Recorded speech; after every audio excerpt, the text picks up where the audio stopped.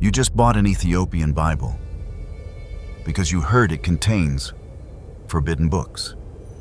The Book of Enoch, the Book of Jubilees, texts supposedly hidden away by the Western religious establishment. You think you are holding an ancient document in your hands? Look again.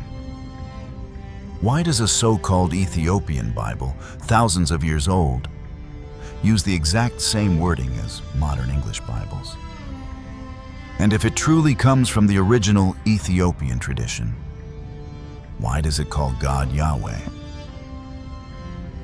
The truth is, this ancient Ethiopian manuscripts never used the word Yahweh. This is entirely a commercial deception.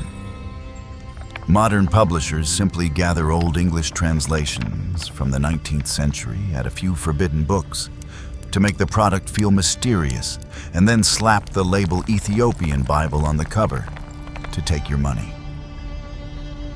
They have openly erased Egziabher, the original name Ethiopians have used for thousands of years to refer to the supreme God. Why do they have to hide that name? And what other mysteries are preserved inside the ancient treasure house of the Ethiopian Bible mysteries that even many archaeological experts have yet to fully uncover? Tonight, let Sleep Codex open this file. It is time to expose the deception sitting right there on your bookshelf and decode the truths that have been stolen.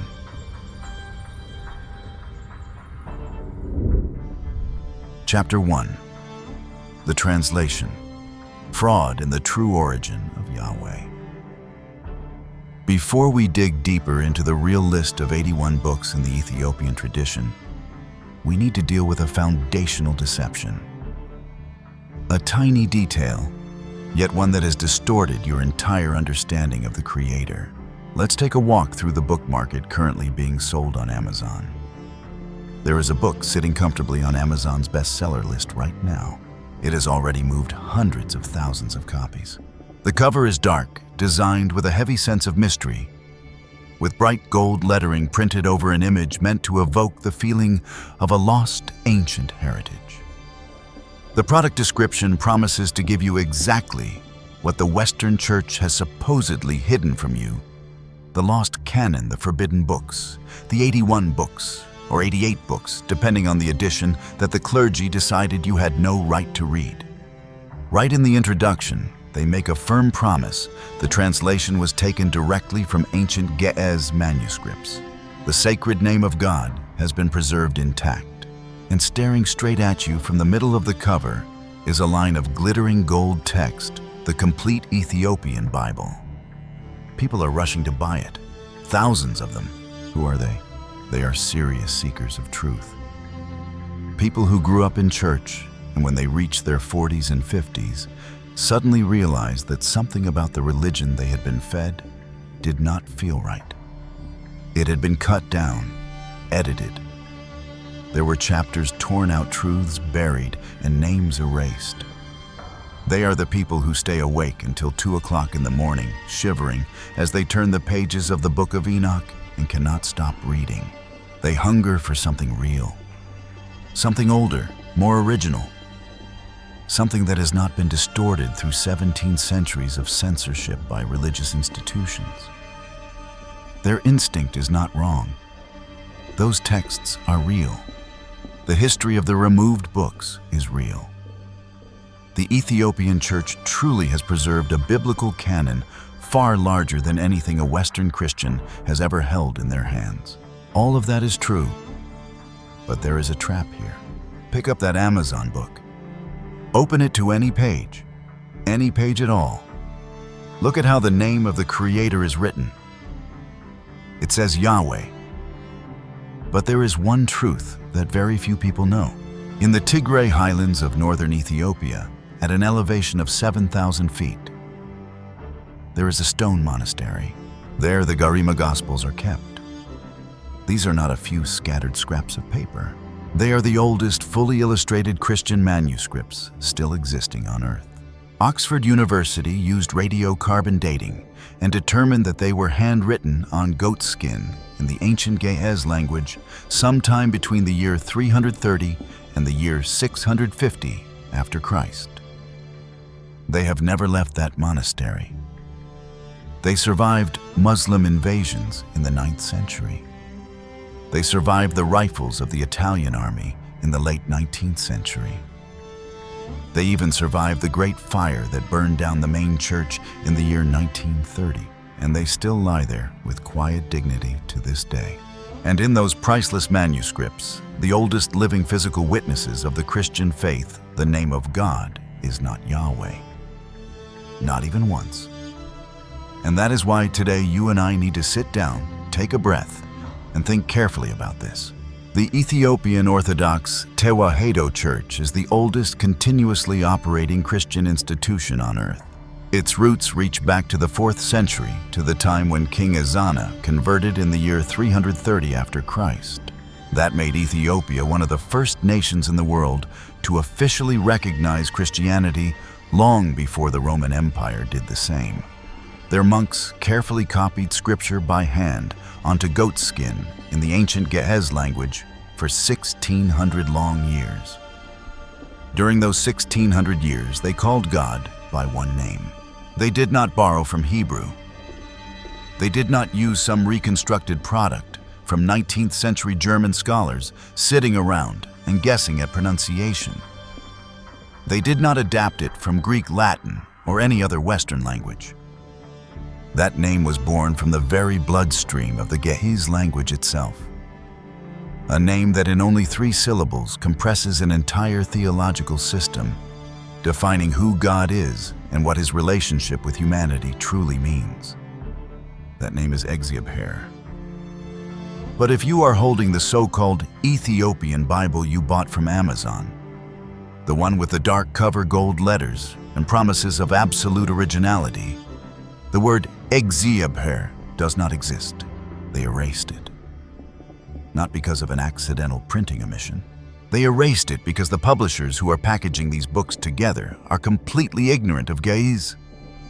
They have never seen a real Ethiopian manuscript with their own eyes. What they are doing is extremely cheap.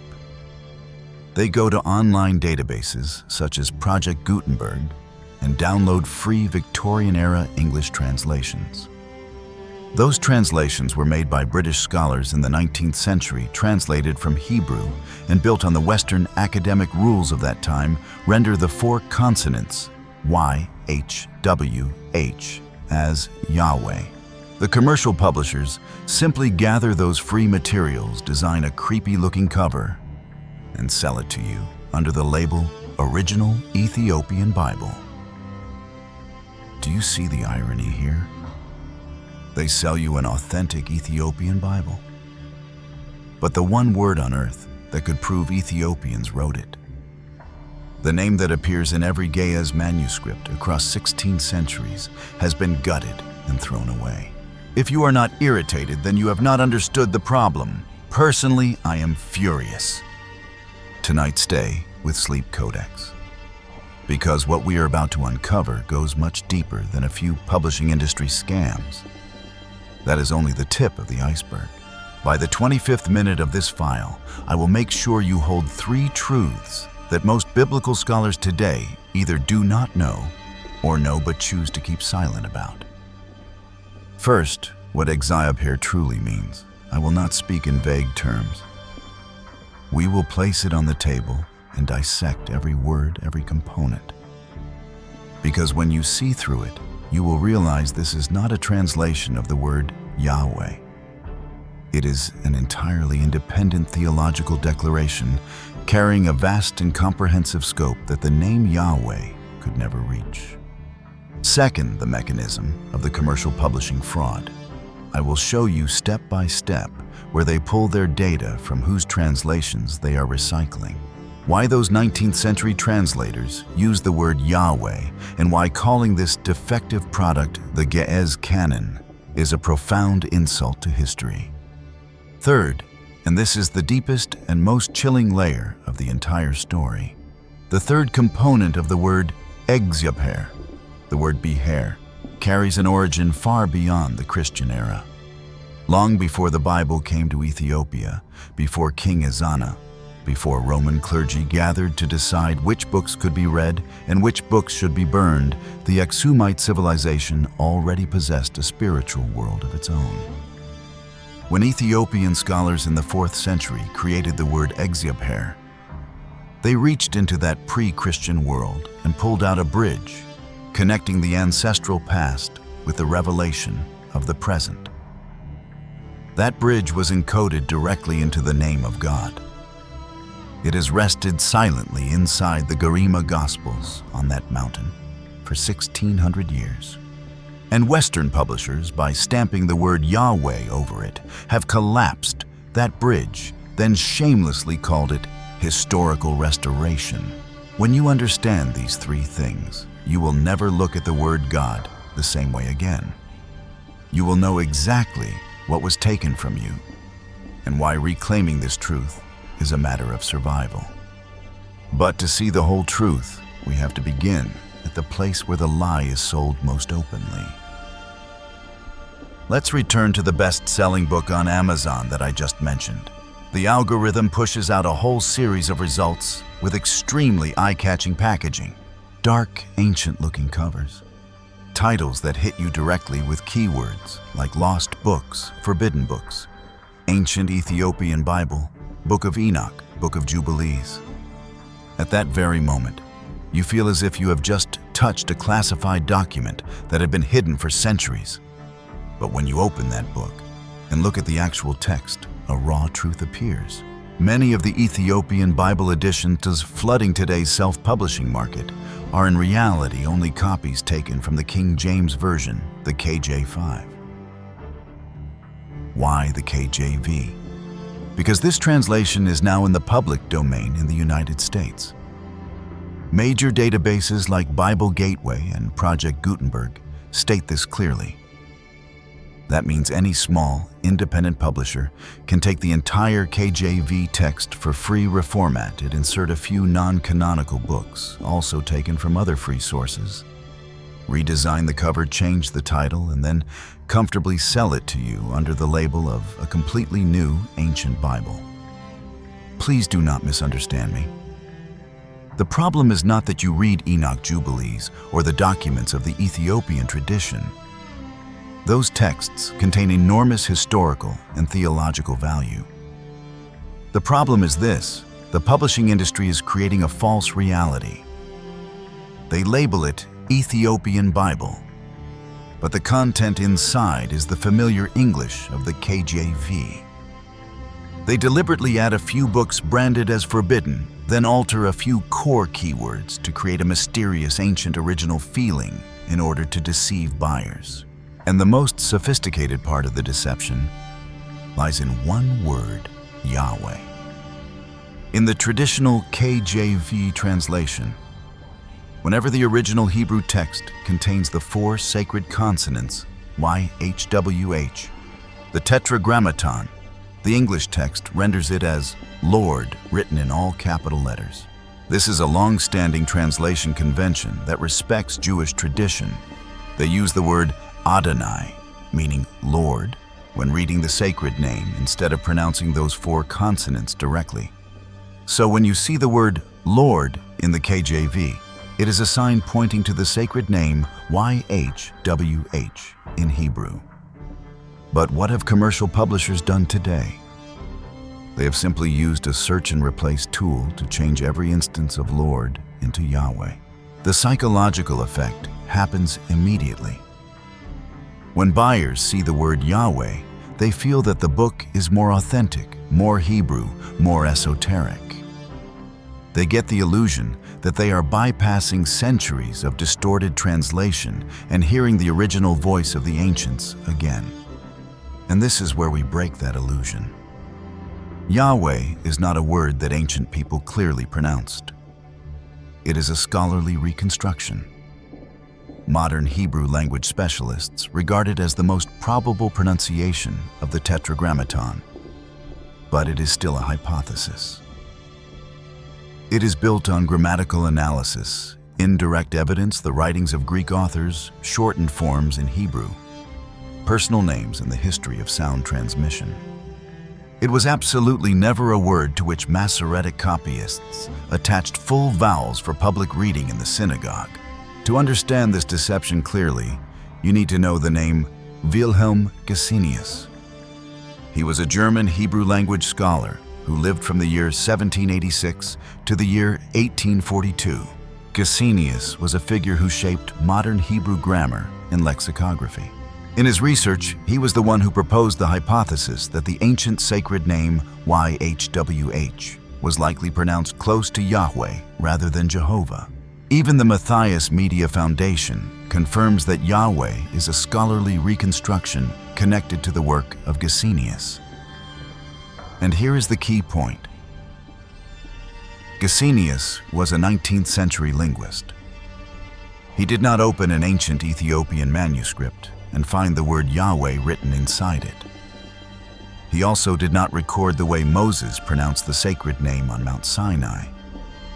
He reconstructed a hypothesis based on linguistic data. That is a serious scholarly effort. But taking that scholarly work, inserting it into a modern Bible, and advertising that the word Yahweh makes the book ancient and authentically Ethiopian is deception. To say it plainly, replacing Lord with Yahweh in a commercial KJV-based book is only a modern editorial trick designed to sell more copies. You need to understand that difference clearly. The truth becomes even clearer when we look directly at the Ethiopian tradition. What did ancient Ethiopians call God in Ge'ez and Amharic? The highest title for God is Egziabher or Egziabher. The Sewasew dictionary explains it very clearly. Egziabher is the standard Ge'ez term. It is formed from Egzi, meaning lord or master, and Beher, meaning land realm or world. When combined, it carries the meaning Lord of the land, Lord of the nation, or in modern religious understanding, Lord of the universe. This difference in divine naming points to an enormous difference in thought. The modern West is obsessed with finding a personal name for God. It longs for a specific sound, a secret pronunciation. Yahweh, Jehovah, Yahuwah, Yehovah, because that creates the feeling of possessing an ancient key. But the Ethiopian tradition does not think that way. The title Egziabher focuses completely on status and sovereign rule. God is the ruler, the one who holds supreme authority over the earth and the entire universe. Calling God by his sacred rank matters far more than intentionally using a name to create cheap mystery. That is an undeniable difference. One side tries to counterfeit antiquity by altering the surface of the text. The other preserves reverence by placing God in the position of supreme rule. So when you hold these mass-market Ethiopian Bible products in your hands, ask yourself these questions. If this is truly Ethiopian heritage, why does the English text use the structure of the King James Version? Why is the name of God forced into a Western scholarly reconstruction, instead of preserving the Ge'ez and Amharic tradition? And why are you promised an ancient treasure while what you receive is a mixture of free translations, a few non-canonical books, and modern editorial tricks? You must clearly distinguish between a true Ethiopian Orthodox Bible and a commercial product wearing an Ethiopian label. The Orthodox Tewahedo tradition of Ethiopia and Eritrea possesses an extraordinarily distinctive canon. It includes 81 books, one of the broadest canons in the Christian world. Scholarly research has confirmed that this 81-book canon contains both familiar books and distinctive texts such as ENOCH Jubilees, MEQABYAN, and separate legal and church order documents. But the fact that a book on Amazon prints the words Ethiopian Bible on its cover does not make it an official source. A genuine Ethiopian manuscript must be connected to the Ge'ez language, the Amharic language, the liturgical history of the Tewahedo Church, and the continuous manuscript copying tradition preserved across thousands of years. A KJV text stuffed with Enoch and modified from Lord to Yahweh is simply a business product. Buyers think they are reading the original Ge'ez tradition. The truth is that they are reading free English text. They think the word Yahweh is proof of the ancient world. The truth is that it is only the result of an editorial filter on a computer. This truth does not reduce the value of research into YHWH. It also does not diminish the greatness of the Ethiopian books. On the contrary, it forces you to treat the data more seriously. You need to know exactly what you are consuming: a scholarly translation, a liturgical text, or simply a repackaged item on a marketplace. And when the issue concerns the name of God, the seriousness increases many times over. A divine name is not decoration. In the Bible, the titles of God represent His presence, covenant, and absolute power. When a publisher arbitrarily changes the name of the Creator just to create a mysterious feeling and increase sales, they have crossed a very dangerous line. Scholars may use the word Yahweh in commentary materials, but printing it on the cover of a commercial book and advertising it as the ancient original leads readers into error. Let us summarize this truth in the simplest way. The KJV uses Lord to respect the traditional Jewish reading practice. Yahweh is a reconstructed scholarly hypothesis. Wilhelm Gesenius pushed that hypothesis into 19th century scholarship. The Ethiopian tradition uses Egziabher and Ge'ez to emphasize the sovereign rule of God. The publishing industry today is mixing free KJV text with reconstructed terminology to manufacture counterfeit products. Once you grasp this chain of truth, you will never look at the ancient Bibles sold online with the same eyes again. The issue does not stop at a few forbidden books. From the very first page, from the very name used for God, the publishing industry has already bent your perception. A beautifully designed cover, a sensational title, the word Yahweh, placed in exactly the right spot. A few books like Enoch and Jubilees added in all of it creates a perfect performance. It makes you believe you have just stepped into a hidden archive that the Vatican and the West are desperately trying to conceal. But the real truth is darker and more fascinating than any commercial book. The actual Ethiopian canon is a deep abyss. They have an entirely independent history. They have their own Ge'ez language. They have their own liturgical system, manuscript tradition, and texts that the Western world has barely even touched. They classify Scripture according to a structure completely different from the 66-book standard of Protestantism. And here is what you need to think about. If publishers are willing to take a free translation, arbitrarily change the name of God, insert a few curiosity-driven books and package it as an ancient Ethiopian Bible just to take money from people who are hungry for truth, then what are they truly trying to keep hidden inside the original 81-book treasure house of Ethiopia?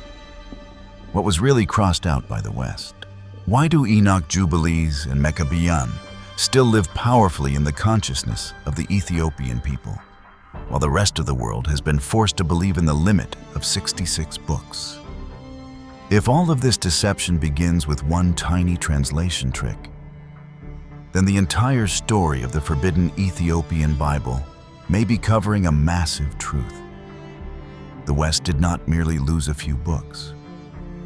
It lost the whole truth about biblical history, about the origin of the angels, about the Day of Judgment, and about the final destiny of humanity. Chapter 2. Decoding Egziabher and the historical evidence from 1600 years ago. Now we need to slow down a little and analyze the name Egziabher very carefully. I am not going to give you a vague definition. We are going to separate it piece by piece, because the entire Ethiopian understanding of God, the very thing Western translations are hiding, is contained right inside the structure of this word. First, you need to understand that the Ge'ez language is not a sub-branch of Hebrew or a flawed version of Aramaic. It is a language that developed independently. Ge'ez possessed a fully formed vocabulary and grammar system long before Western missionaries ever set foot in Africa. Based on that linguistic foundation, the name Egziabher was formed by joining three parts together. Each part carries an extremely important meaning. The first part is EGZI. In Ge'ez, it means Lord, but do not understand it in the earthly sense of a ruler. Egzi refers to supreme and absolute authority, the highest rank of rule that no one can surpass. The second part is Abi. It means father. This word shares the same root as Abba in Aramaic, the very word Jesus used during his prayer in the Garden of Gethsemane. It expresses closeness, connection, and a presence with no distance. The third part is Her or Bear. It means nation, tribe, or people. But it does not refer to one specific country or one selected ethnic group. Beher embraces all of humanity, every race, every language, every human community that has ever existed in history. Now put those three parts together, Egziabher, the Father Lord who rules over all humanity. Think carefully about that phrase. This is not another translation of the word Yahweh. It expresses a completely different view of God. The word Yahweh in Hebrew comes from the word Haya, which means to exist as in I am who I am. It emphasizes independence. God declares that he exists by himself, unrestricted and undefined by any human element. Egziabher, meanwhile, does not emphasize independent existence. It emphasizes ownership and connection. In other words, Yahweh declares, I exist absolutely, and no one can define me. Egziabher declares, I am the Father, the ruler of every people who has ever lived on this earth. With this title, no group of people stands above another. No single chosen nation becomes the exclusive mediator with the right to judge everyone else. The Ethiopian church defined God through his direct relationship with all of humanity, without exception. Because of this core difference, when Western publishers arbitrarily replace Egziabher with Yahweh, they are not restoring history. In reality, they are erasing a great African theological vision, pressing a European term over it, and then advertising that as the original. If you need physical evidence, I will give you one piece of proof that no Western scholar can deny. Forget the Bibles sold on Amazon, and look instead toward the high mountains of Tigray in northern Ethiopia, 7,000 feet above sea level. There stands the monastery of Abba Garima. Inside that monastery is a document known as the Garima Gospels.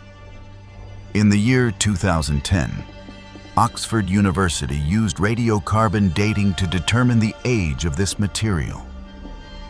The result left the academic world silent. They were written between around the year 330 and the year 650, after Christ, right in the era of King Ezana. These are two handwritten books on goatskin, fully illustrated, and they are the oldest surviving Christian manuscripts in the world. They are older than anything the Vatican is preserving, and hundreds of years older than the earliest gospel books of the West. The most astonishing thing is that they have never left that mountain. They survived centuries of war with Muslim armies, attacks by the Italian military, and even a fire that burned down the main church in the year 1930. And on those 1,600-year-old goatskin pages, in the oldest Christian writing in the world, the name of God is clearly written as Egziabher. There is absolutely no Yahweh.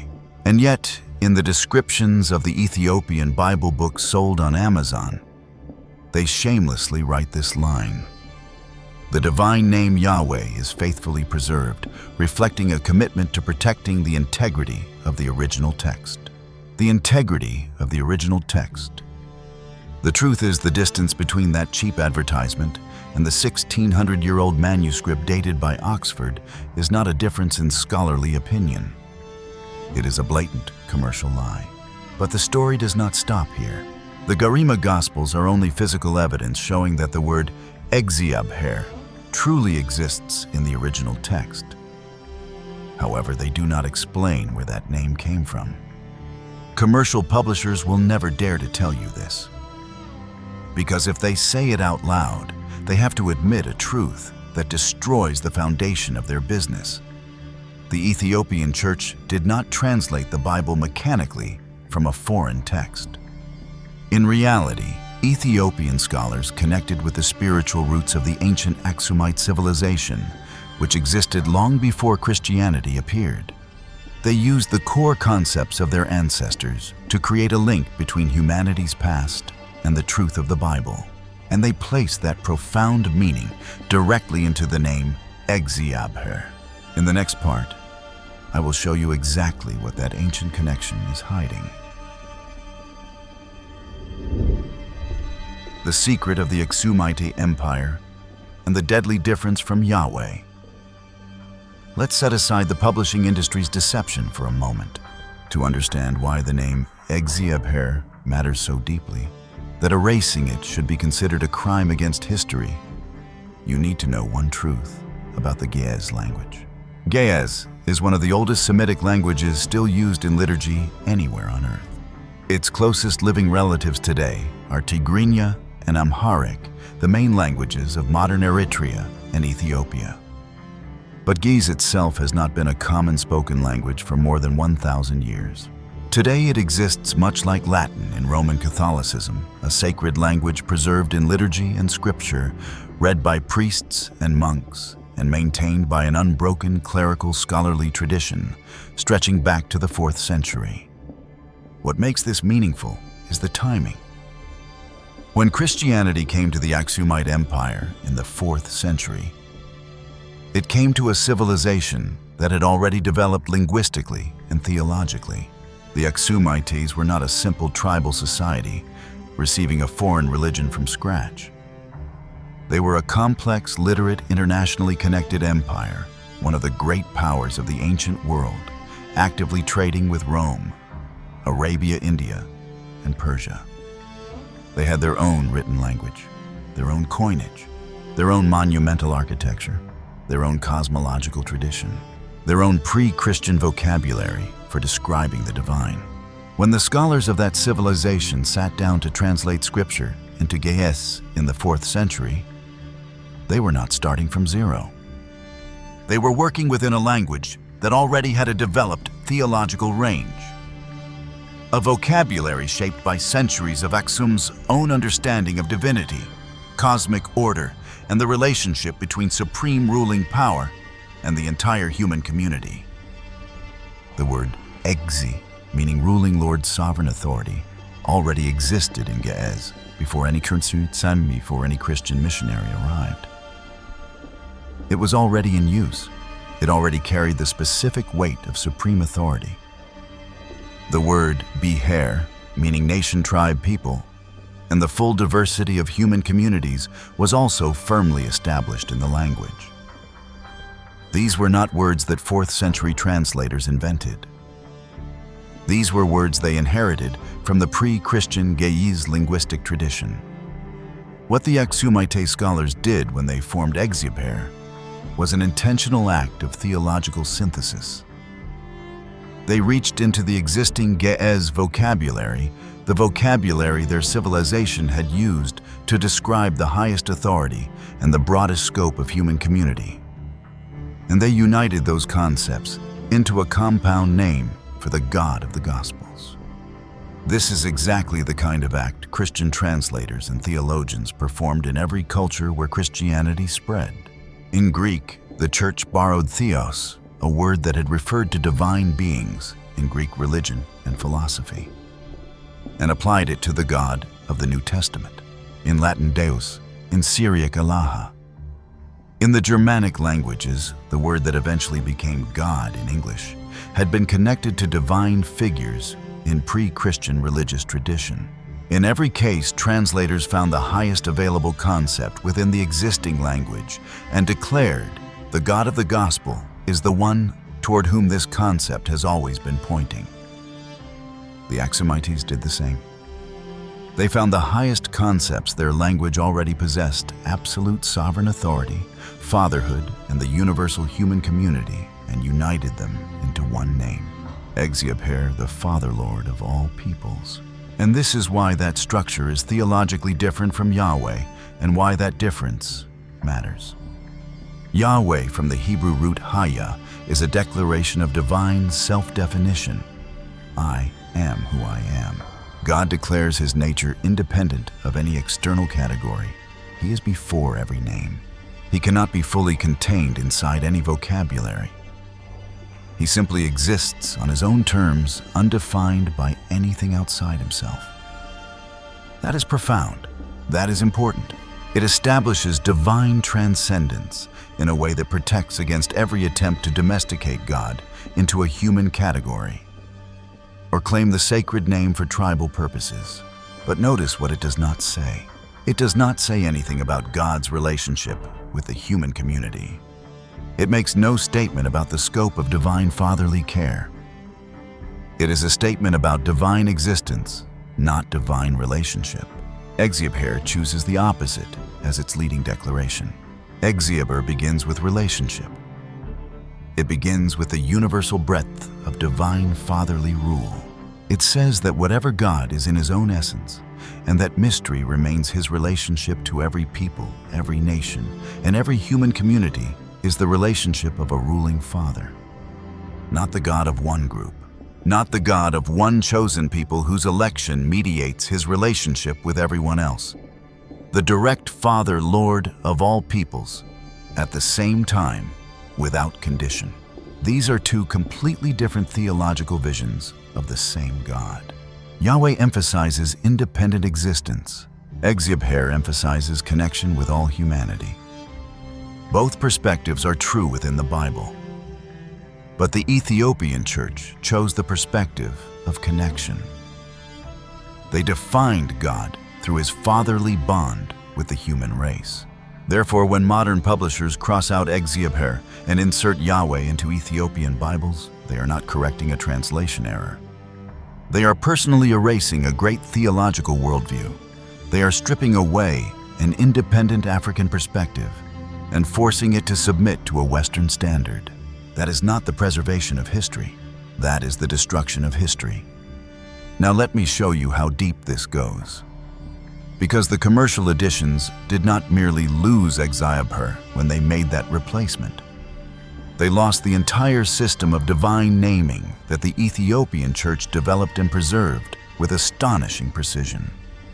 In authentic Ge'ez scriptures, in the manuscripts, actually produced and used by the Ethiopian Orthodox Tewahedo Church, there are three primary terms for God, and each one is deployed within a specific theological context.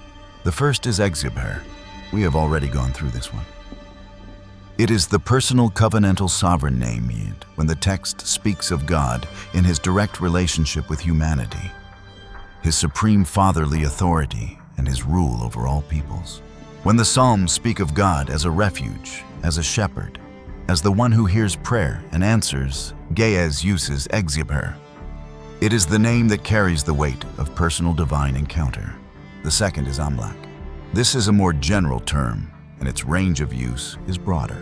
Amlak comes from the same ancient Semitic root as Malik in Arabic, meaning king. It can be applied to divine beings in general or to the concept of divine rulership in a more abstract sense.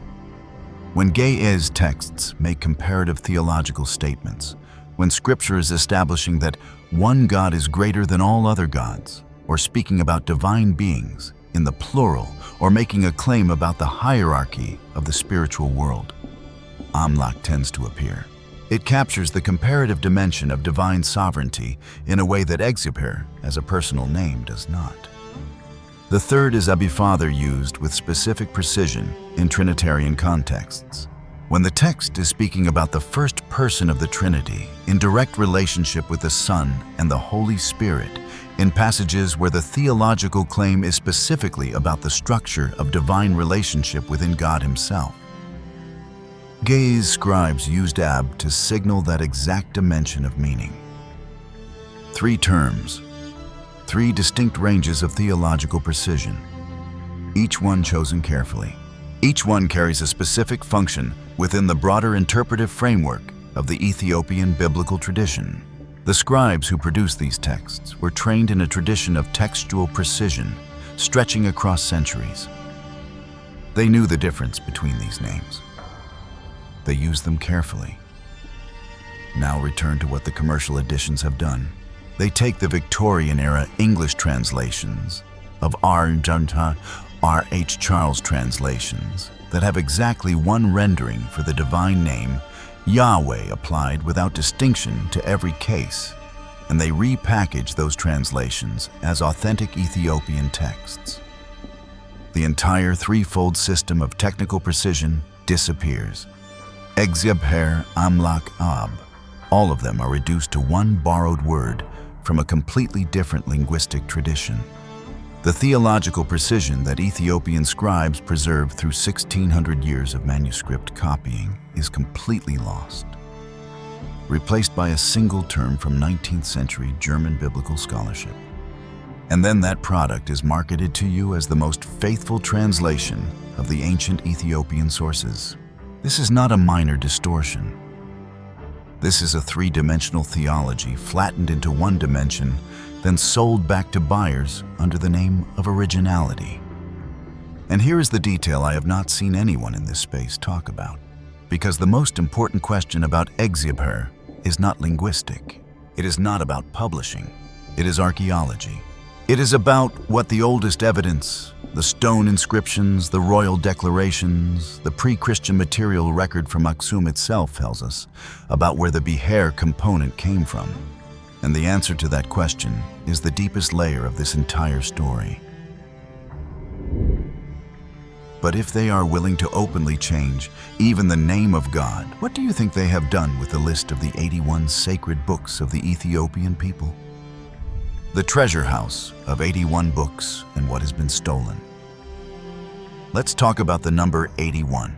Have you ever wondered why the Ethiopian church possesses a Bible made up of 81 books, while Rome and the entire Western world cut it down to only 66? The answer lies in one word: isolation. While Roman emperors and European clergy constantly held councils such as Nicaea and Trent to argue over which books would be kept and which books would be dragged into public squares and burned in service of political power, Ethiopia stood completely outside that game. Its rugged highland terrain turned the country into an untouchable fortress. Rome could not reach them. European censorship orders had no effect. Ethiopia preserved the full 81 books from the earliest days of Christianity. And one of the books the West hated most was the Book of Jubilees, also known as the Book of Second Genesis. If you have ever read the Book of Genesis in the Standard Bible, you have probably noticed dozens of logical gaps.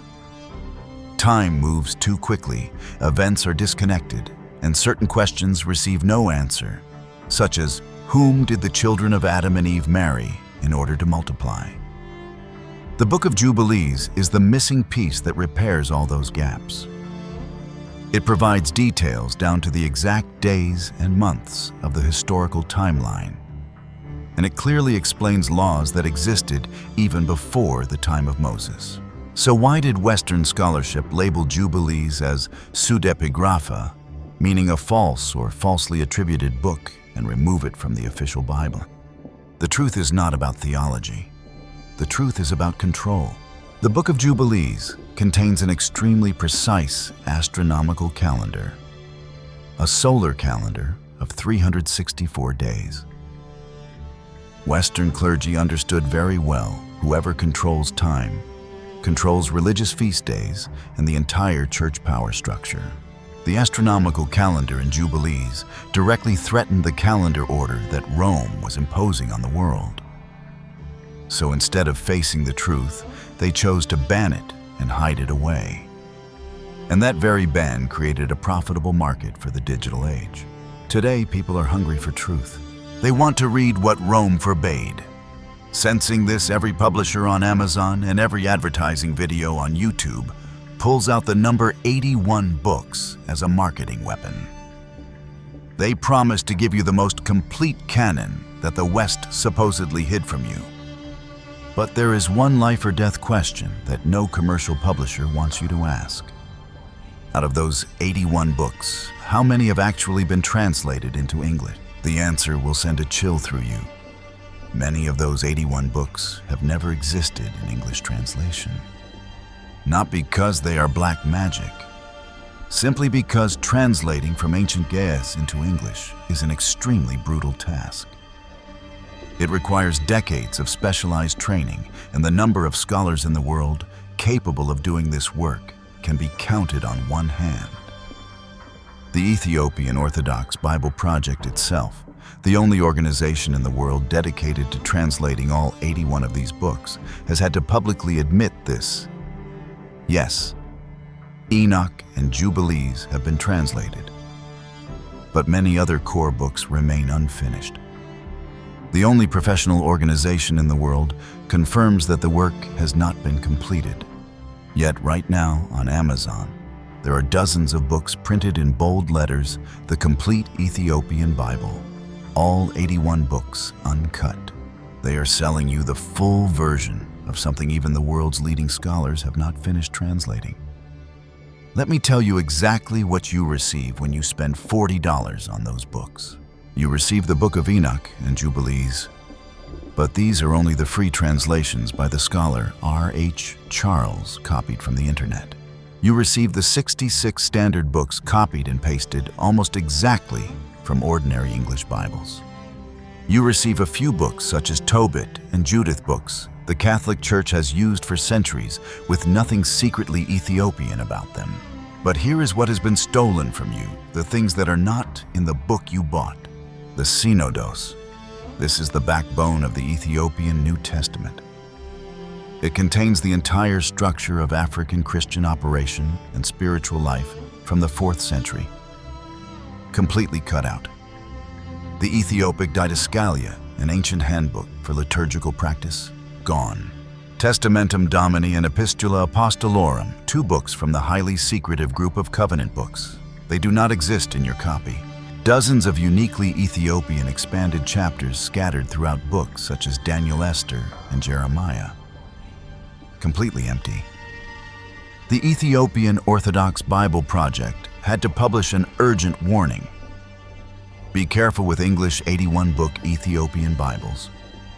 All of them are fake. And this is not only a story about you being tricked out of a few dozen dollars. This is a cultural crime. Those missing books are not harmless appendix pages. They are the theological soul of a 1,600-year-old civilization.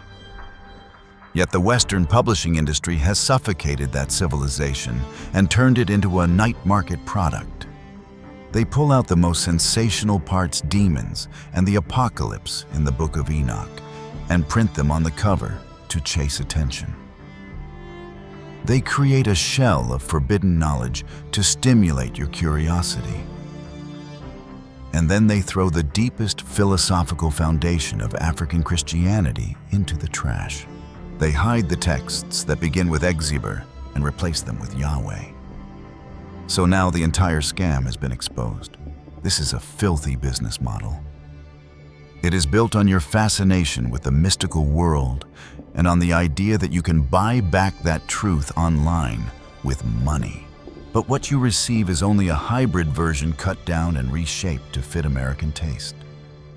The real truth is far greater. It lies in this. In the 4th century, a civilization poured its wisdom into defining God. With one name, Egziabher, the Father Lord of all peoples. That name was protected for 1,600 years until publishers who cannot read a single word of Ge'ez turned it into a joke. But if you think Jubilees or this business trick is the darkest part, you are mistaken. Commercial publishers use the Book of Enoch as bait to take your money. But what they print inside is only the tip of the iceberg. There is an original Ge'ez text that describes in detail the direct intervention of entities beyond Earth, something the West truly feared and tried to bury underground for thousands of years. Welcome to the original truth of the Book of Enoch. Chapter 3. the ENOCH file and the infiltration of the Watchers.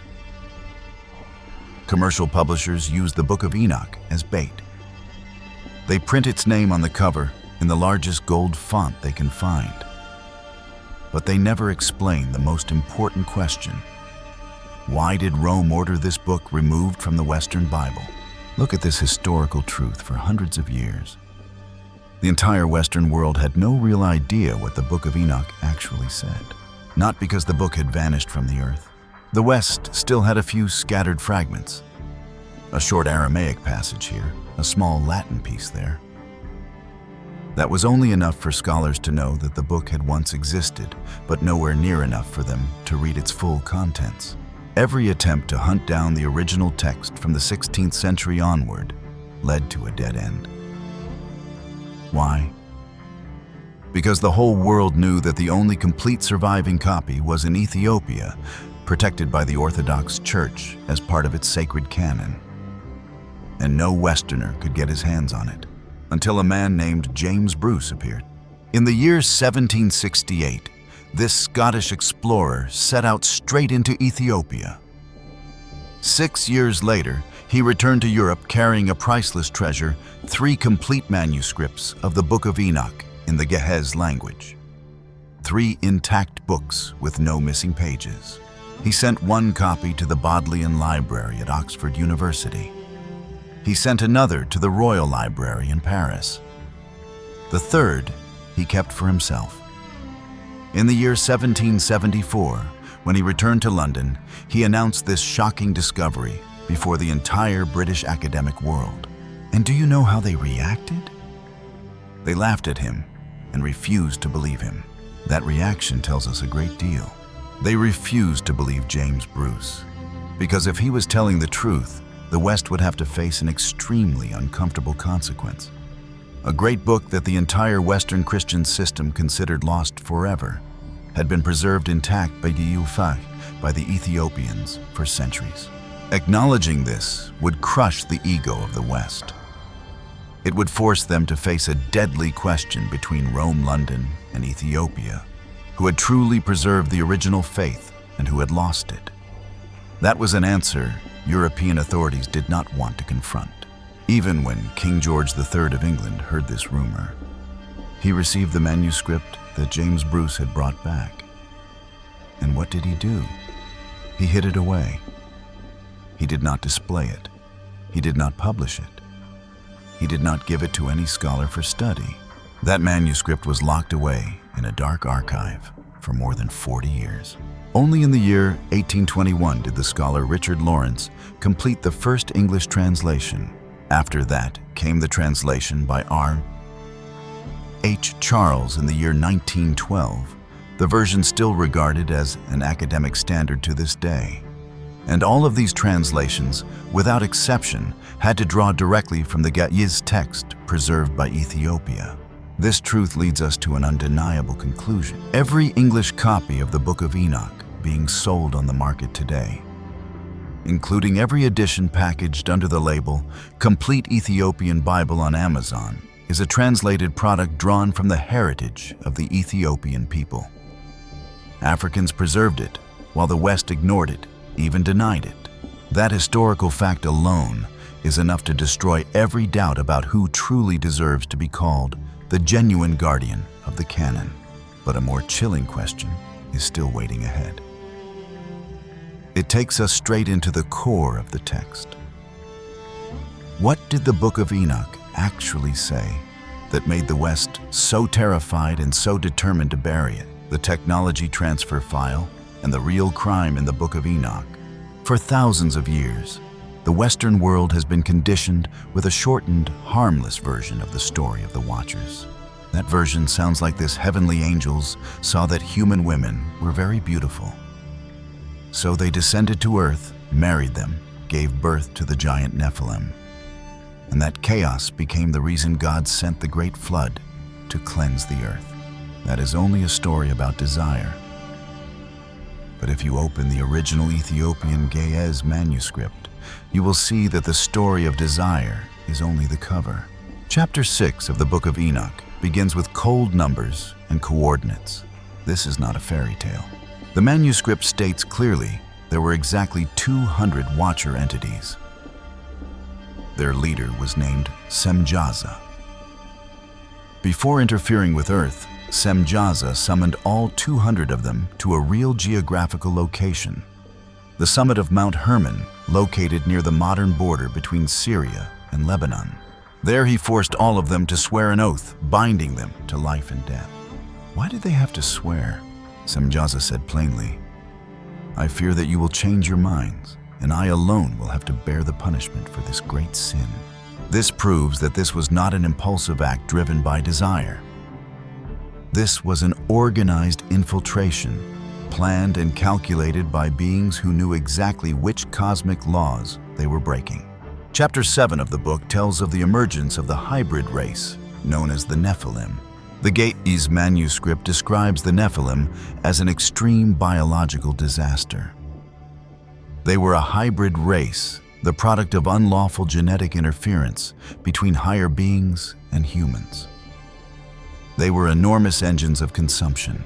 ENOCH records that when human resources were exhausted, this Nephilim race began turning on human beings, eating flesh, drinking blood, and slaughtering one another. It was an ecosystem completely shattered by biological contamination from outside. But that biological devastation was not even the worst part. Turn to chapter 8. This is the chapter that truly terrified the Roman authorities and made them want to bury the book forever. Why? Because chapter 8 contains no poetry, no metaphor, and no ordinary religious moralizing. When you read it, it feels exactly like a declassified weapons file or a technology transfer manual. Listen carefully to this direct translation from the Ge'ez text and analyze each name. First is Azazel, the deputy of Semjaza.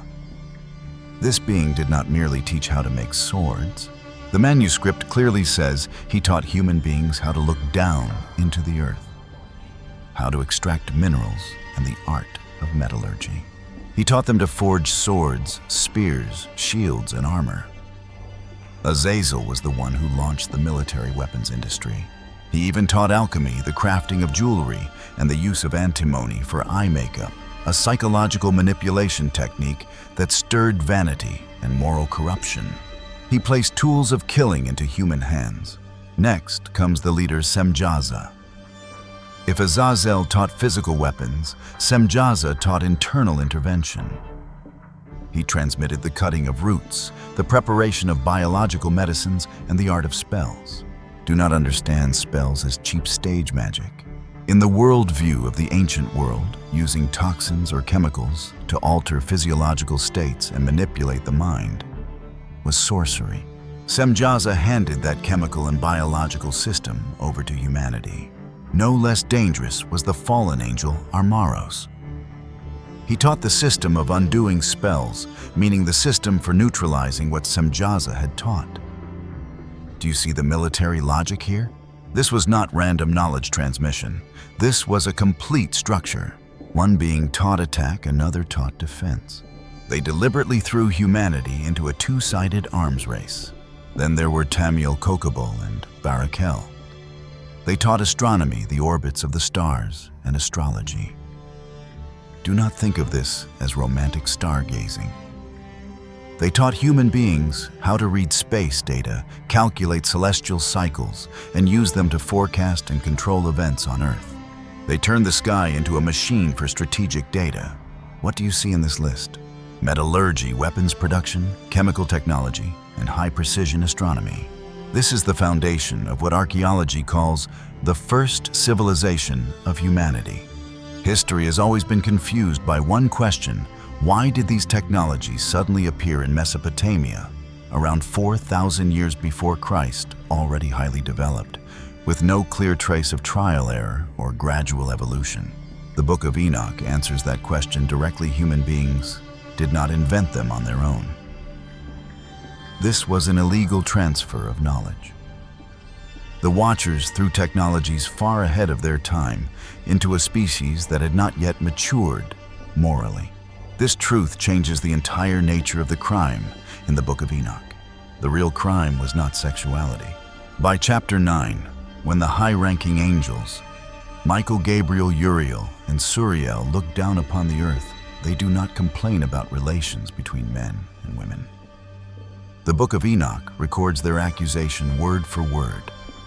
Azazel has revealed the eternal secrets that were made and kept in heaven, and he has caused the earth to be filled with blood. Think about that phrase, secrets that were kept. The angels did not keep technology hidden to control or suppress humanity.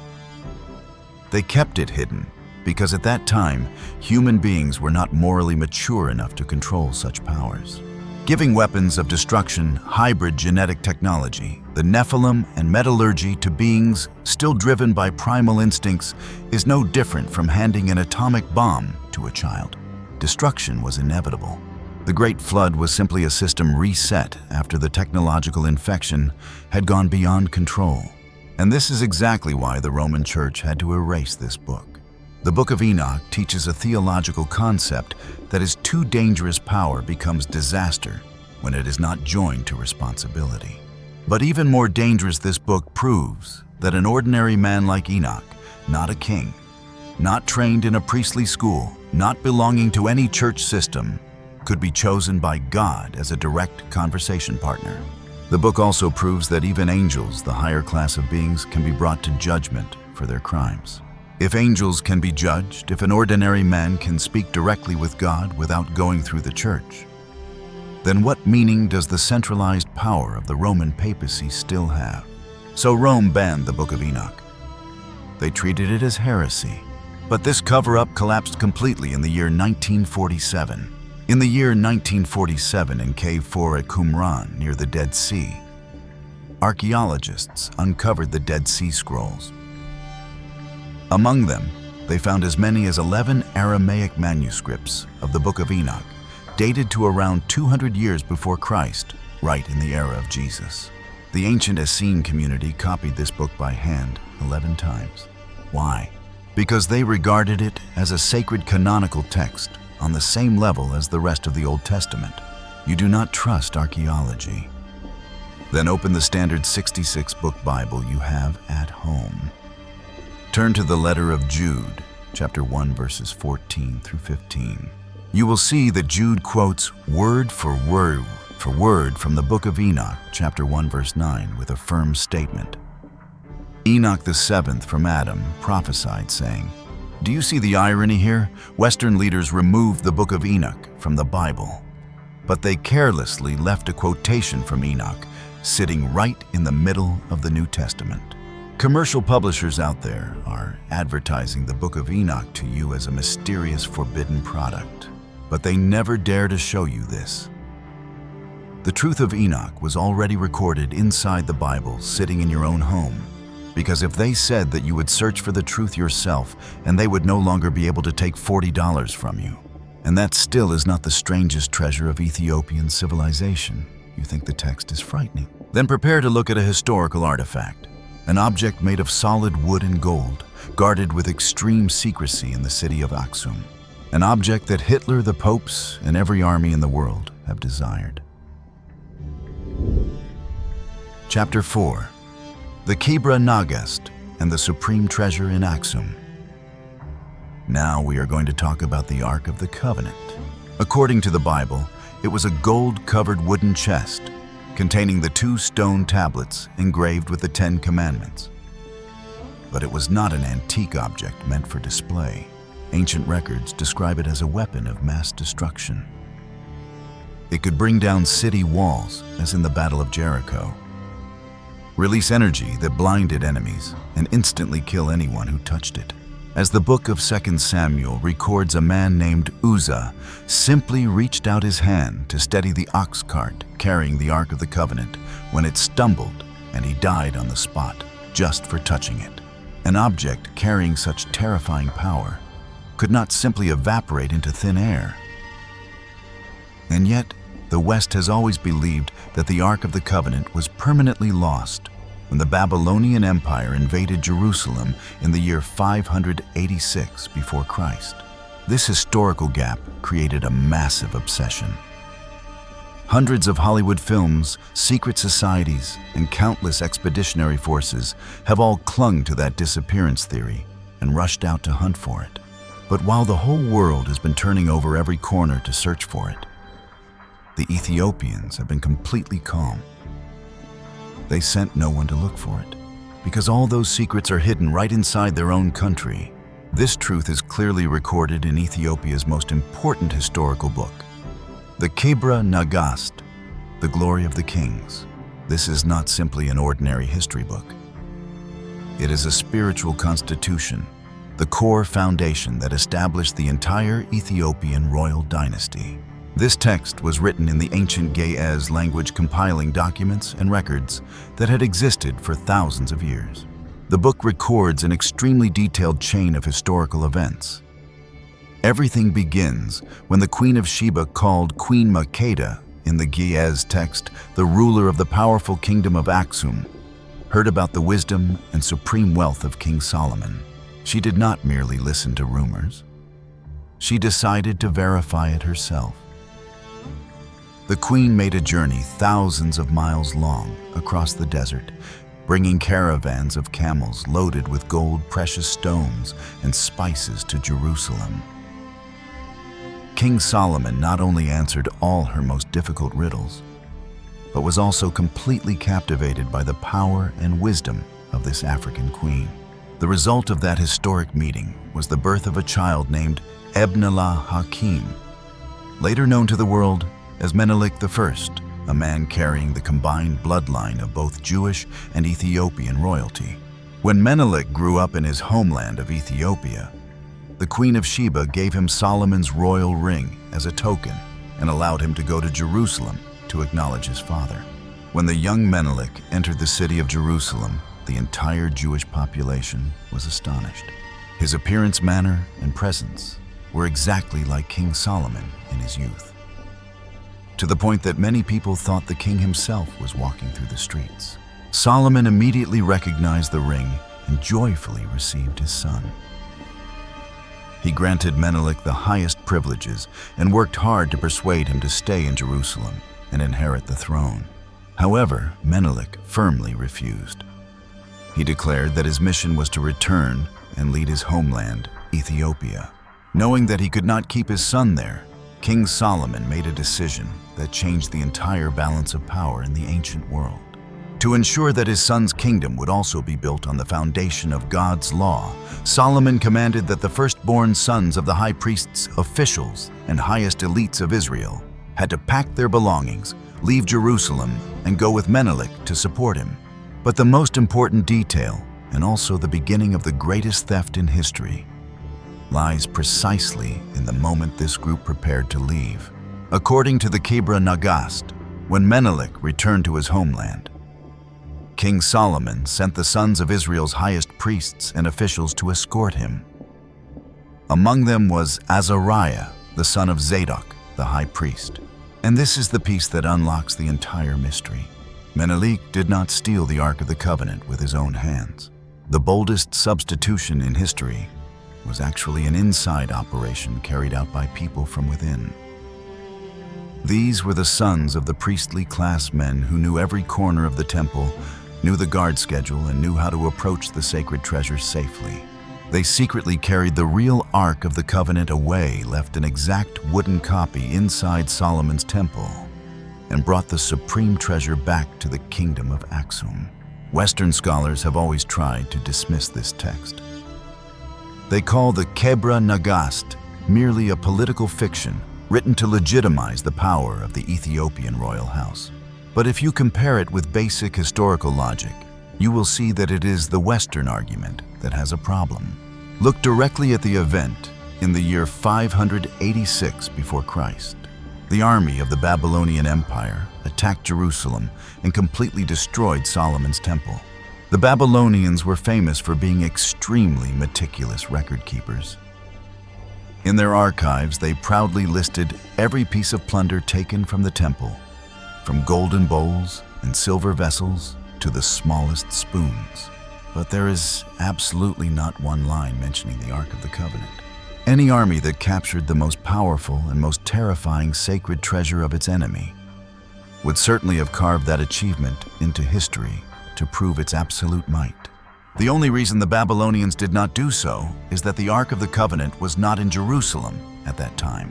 It had left there hundreds of years earlier with Menelik's company.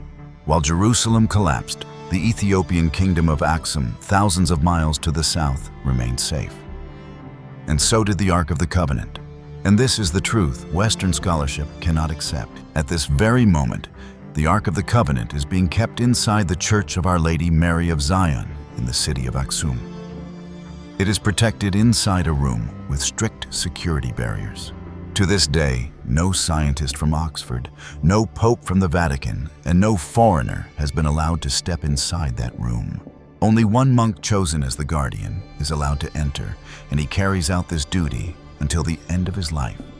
Anyone who deliberately tries to break in would be immediately eliminated by Ethiopian armed forces. Many people in the West demand that Ethiopia bring out the Ark of the Covenant so the world can verify it. But the Ethiopian answer has always been silent. To them, the Ark of the Covenant is not an antique to be displayed on television, and certainly not something that needs a certificate from the West. They are not waiting for a nod of recognition from European academia either. This is the absolute pride of people who hold the truth. When you already know the value of what is in your hands, you no longer need to bring it out to persuade skeptics. The skepticism of experts toward the KEBRA NAGAST, toward the Book of Enoch, or toward the name Egziabher does not truly come from science. It comes from their unwillingness to admit a historical truth. The ancient center of religion and power was not in Rome or London, but in an African nation. But the story still does not end there. In the year 1983, a Scottish journalist named Graham Hancock, who was then working as the East Africa correspondent for The Economist, came to AXUM, Ethiopia, to report on the war. But when he arrived in AXUM, an old monk sitting outside a small chapel within the grounds of the Church of St. Mary of Zion looked at him and told him directly, "This chapel is keeping the Ark of the Covenant." And he was its guardian. Hancock recorded in his book that his first reaction was to find it amusing. An old monk in a land torn by war outside a small little-known chapel was telling him that he was guarding the most precious object in biblical history. But clearly in the old man's eyes and in the way he told the story, there was no boasting at all. On the contrary, every word he spoke felt deeply sincere.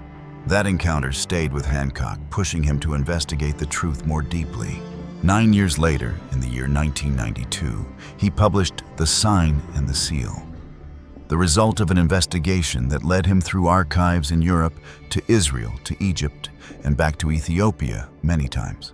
What he found was not simply a confirmation or rejection of the royal story in the KEBRA NAGAST. It had a solid archaeological foundation. According to credible research materials, Elephantine Island is a real archaeological site. German archaeologists excavated there in the early 20th century and found evidence of this Jewish temple with dimensions and structure that were unusual compared with normal worship practices. Herodotus, the Greek historian, also recorded the presence of Jews in that region. The Ark remained on Elephantine for about 2 centuries. When that temple was destroyed during a local conflict in the 4th century before Christ, this community, the ancestors of the Ethiopian Jews, now known as the Falasha, carried it southward into Ethiopian territory to an island on Lake Tana. It remained there for 8 centuries, preserved within the Falasha community until King Ezana converted to Christianity in the 4th century after Christ. After that, it was moved to AXUM, placed inside the first Church of St. Mary of Zion, built in the year 372. And from the year 372 until today, it has gone nowhere else. Now take one step back and look at the whole picture we have just assembled. You will see an extremely logical connection. Ethiopia is not only the place that guards the most powerful artifact of the ancient world, it is also the only place on earth that preserved the texts explaining the origin of that power. Throughout historical records, the Ark of the Covenant was never a passive object of worship. It constantly revealed a devastating physical force, a dangerous form of energy far beyond the understanding of people at that time. And if you have ever wondered where that terrifying knowledge, that power far ahead of its age, actually came from, then the Ethiopian treasure house of books already has the answer. The Ark of the Covenant does not stand alone. It is the clearest physical testimony that the ancient records were not lying. The truth about the Watchers and the origin of forbidden knowledge leads us to other texts as well. These texts record in detail the ancient wars and the truth about non-human beings that once manipulated history. Now we will move on to the next books. Chapter 5.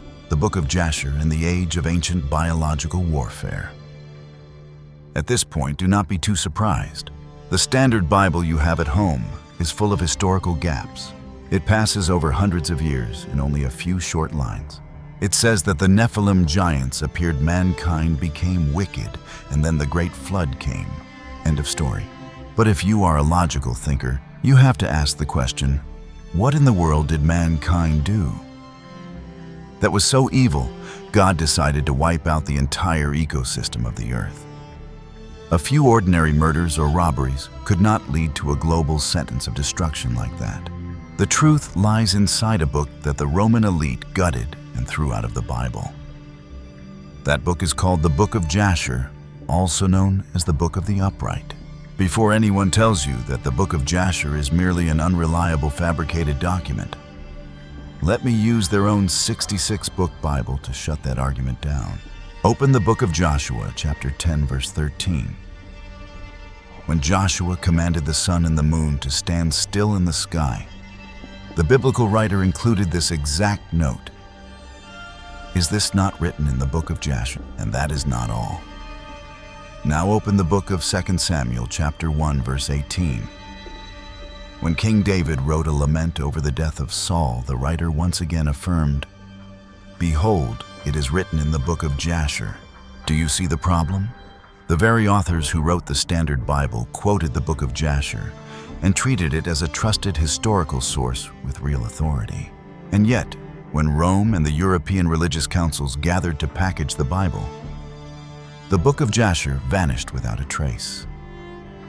They removed a book that their own Bible relied on. Why?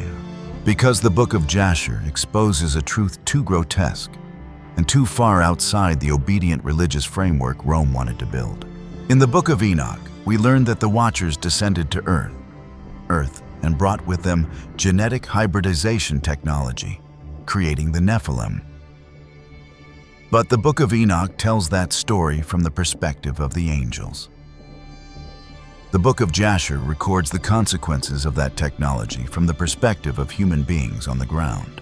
And what the book of Jasher records is not religion. It is a report on biological warfare. Listen carefully to what is written in the book of Jasher, chapter 4, verse 18. The text states clearly, "In those days the sons of men took the cattle of the earth, the beasts of the field, and the birds of the air, and taught them to mix one species with another in order to provoke God." This was not ordinary agricultural breeding. Ancient scholars were using the limited language of their age to describe cross-species genetic intervention. Pre-flood humanity, armed with the forbidden knowledge passed down by the Watchers, began conducting biological experiments. They crossbred animal species with one another, and even worse, they crossed humans with animals to create deformed beings, chimeras for ancient wars.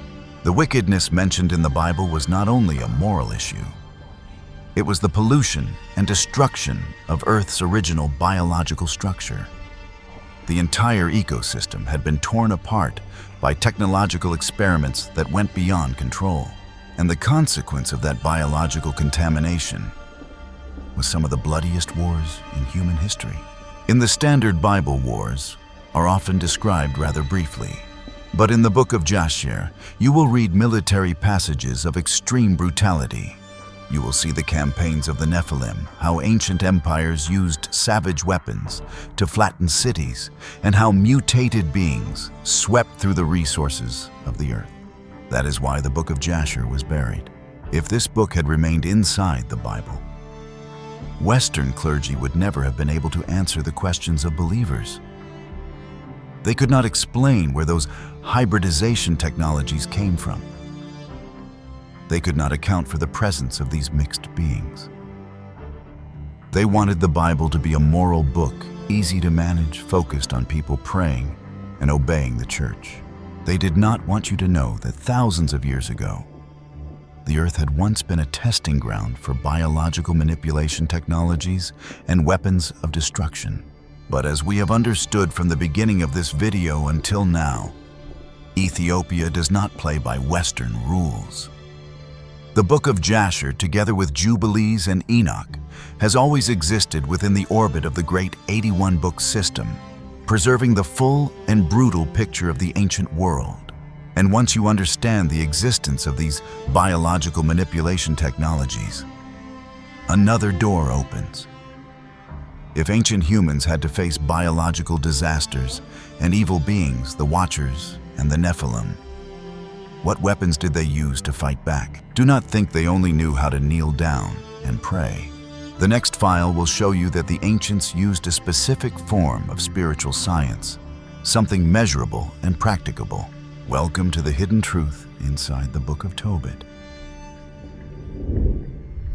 Chapter 6, the book of Tobit and the angel they do not want you to meet. If you think the book of Enoch was removed because it was too dangerous, then the story of the book of Tobit is even stranger. Enoch was removed because it spoke about things too vast. Fallen angels, forbidden technology, cosmic judgment. You can understand why religious authorities would not want it circulating widely. Tobit is different. Tobit is a small story, the story of a family. A father who went blind, a young woman tormented by a demon, a young man traveling to collect money for his father. No giant angels, no cosmic flood, no Nephilim. And yet Martin Luther still pushed it out of the Protestant Bible. And the reason he gave when you look directly at it has nothing to do with history or archaeology. It has to do with one sentence in that book. One sentence that, if left inside the Bible, would break the entire theological foundation Luther was building. According to the story, the book of Tobit tells of a devout Jewish man named Tobit living in exile in Nineveh. He was a man of mercy, someone who buried murdered Jews whom no one else dared to touch. And because of that, he lost all his property and eventually lost his sight. One night, while sleeping outside in the courtyard, sparrows flew over him and dropped filth into his eyes. He sought treatment, but his blindness only grew worse. At the same time, in another city, hundreds of miles from Nineveh, Ecbatana, in the land of Media, a young woman named Sarah was living in her own despair. She had been married 7 times. All 7 husbands died on the wedding night before the marriage was consummated. The one killing them was a demon named Asmodeus, called in the Gaia's version the worst demon, and it would not release Sarah.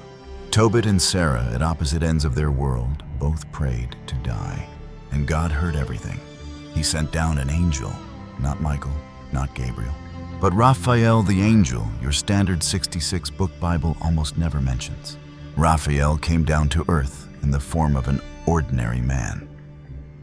He introduced himself as Azariah, a distant relative of Tobit's family, and offered to guide Tobias, Tobit's son, on a journey to Media to recover money the family had left with an acquaintance. Tobias did not know who the man traveling with him truly was. Along the way, while Tobias was washing his feet beside the Tigris River, a large fish sprang out and attacked his foot. Raphael ordered him to catch the fish and remove its heart liver and gall, then keep them carefully. Tobias obeyed, though he did not understand why. That was when Raphael explained the smoke from the fish's heart and liver burned over hot coals could drive away evil spirits.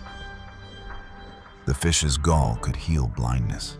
An angel was instructing a human being in how to perform an exorcism ritual, using the organs of a fish, not prayer alone, not an unconditional miracle. A specific process with instructions, materials, and technique. This is what made religious authorities deeply uneasy. When they arrived in Ecbatana, Raphael told Tobias that he had the right and duty to marry Sarah, the distant relative tormented by a demon. Tobias knew about the 7 dead husbands. He was afraid. Raphael told him plainly, Asmodeus only had power over those who entered marriage through lust, with no thought of God in their minds. If Tobias entered the wedding night with prayer and a pure purpose, the demon would have no claim over him. And then Raphael instructed him exactly what to do: burn the fish's heart and liver over hot coals in the bridal chamber, before beginning anything else. Tobias did exactly that. Smoke from the fish organs rose. Asmodeus could not endure the smell. The text records that it fled straight to Egypt, and there Raphael pursued it and bound it. That night, for the first time after 7 marriages, Sarah did not lose her husband. When Tobias and Sarah returned to Nineveh, Raphael instructed him to apply the fish's gall to his father's eyes. Tobit rubbed his eyes with his hands, and the white film peeled away. He saw again for the first time in many years. After that, Raphael revealed his true identity. He said, "I am Raphael, one of the 7 angels who stand before the face of God." Then he disappeared. Tobit's family stood there staring into the empty space where the man had just been, and realized that the one who had walked with them throughout that journey was not human. And here is the real question. If this story had been left in the hands of millions of Protestant believers, they would begin to believe that God can send angels to help an ordinary family without going through the church, without going through a priest, without going through any religious structure at all. Just God, an angel, and a human being in need. That is something the entire institutional system could not allow to spread too widely. But the official reason Luther gave for removing Tobit was different. It had to do with one single sentence.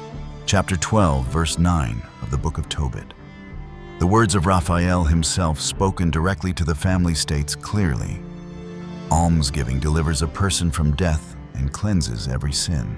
Luther built the entire Reformation on the principle of sola fide, faith alone. Human beings are saved by faith, not by works. That was his non-negotiable foundation. And here is the angel Raphael.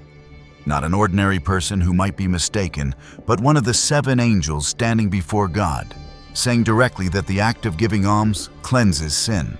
If that sentence is true, Luther's entire theological system collapses. Luther's solution was not to debate the sentence. He moved Tobit and 6 similar books into an appendix called the Apocrypha, useful to read, but not canonical. Later generations of Protestants removed even that appendix altogether. That sentence, along with the entire book, disappeared from the hands of hundreds of millions of Protestant Christians. That settled the matter in the West. But not in Ethiopia. There is one detail about the book of Tobit that almost no one mentions when selling you a complete Ethiopian Bible. Until the 18th century, the only complete version of the book of Tobit still existing on earth was the Ethiopian Ge'ez version. Not the Greek version, not the Latin version. The Ge'ez version. Tobit was included in the Greek Septuagint, the canon used by Jesus and the apostles.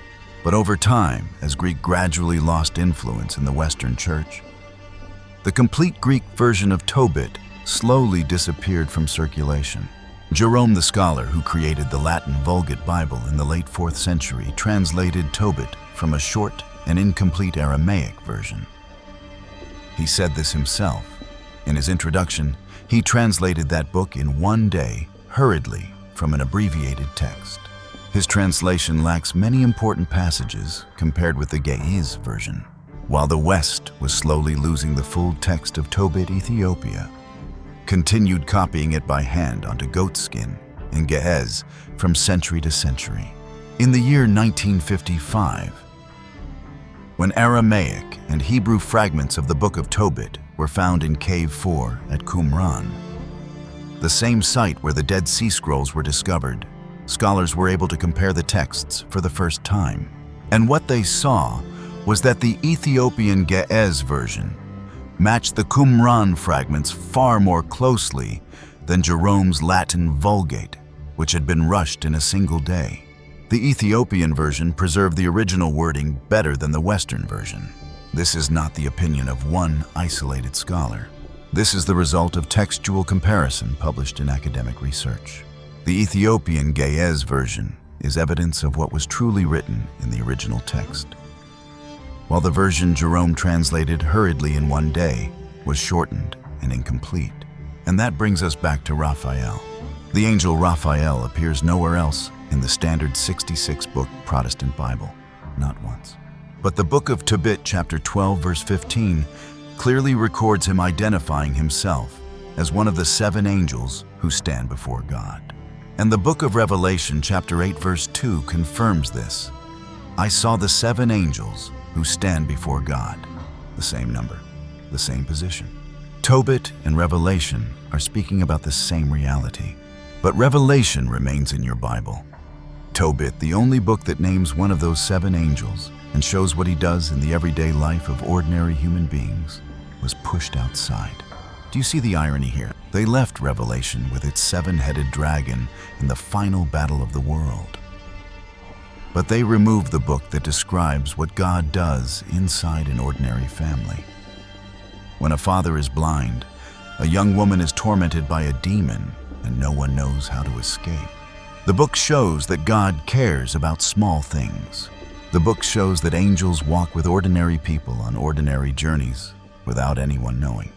The book shows that the invisible world is constantly at work, not only in vast cosmic moments, but also in frightening wedding nights and in mornings when a father can see nothing. The final sentence before Raphael disappears, the words he leaves for Tobit's family in chapter 12, verse 20 is, "Do not be afraid. Peace be with you. Bless God forever." Not the words of a fictional character, not the words of an unqualified text.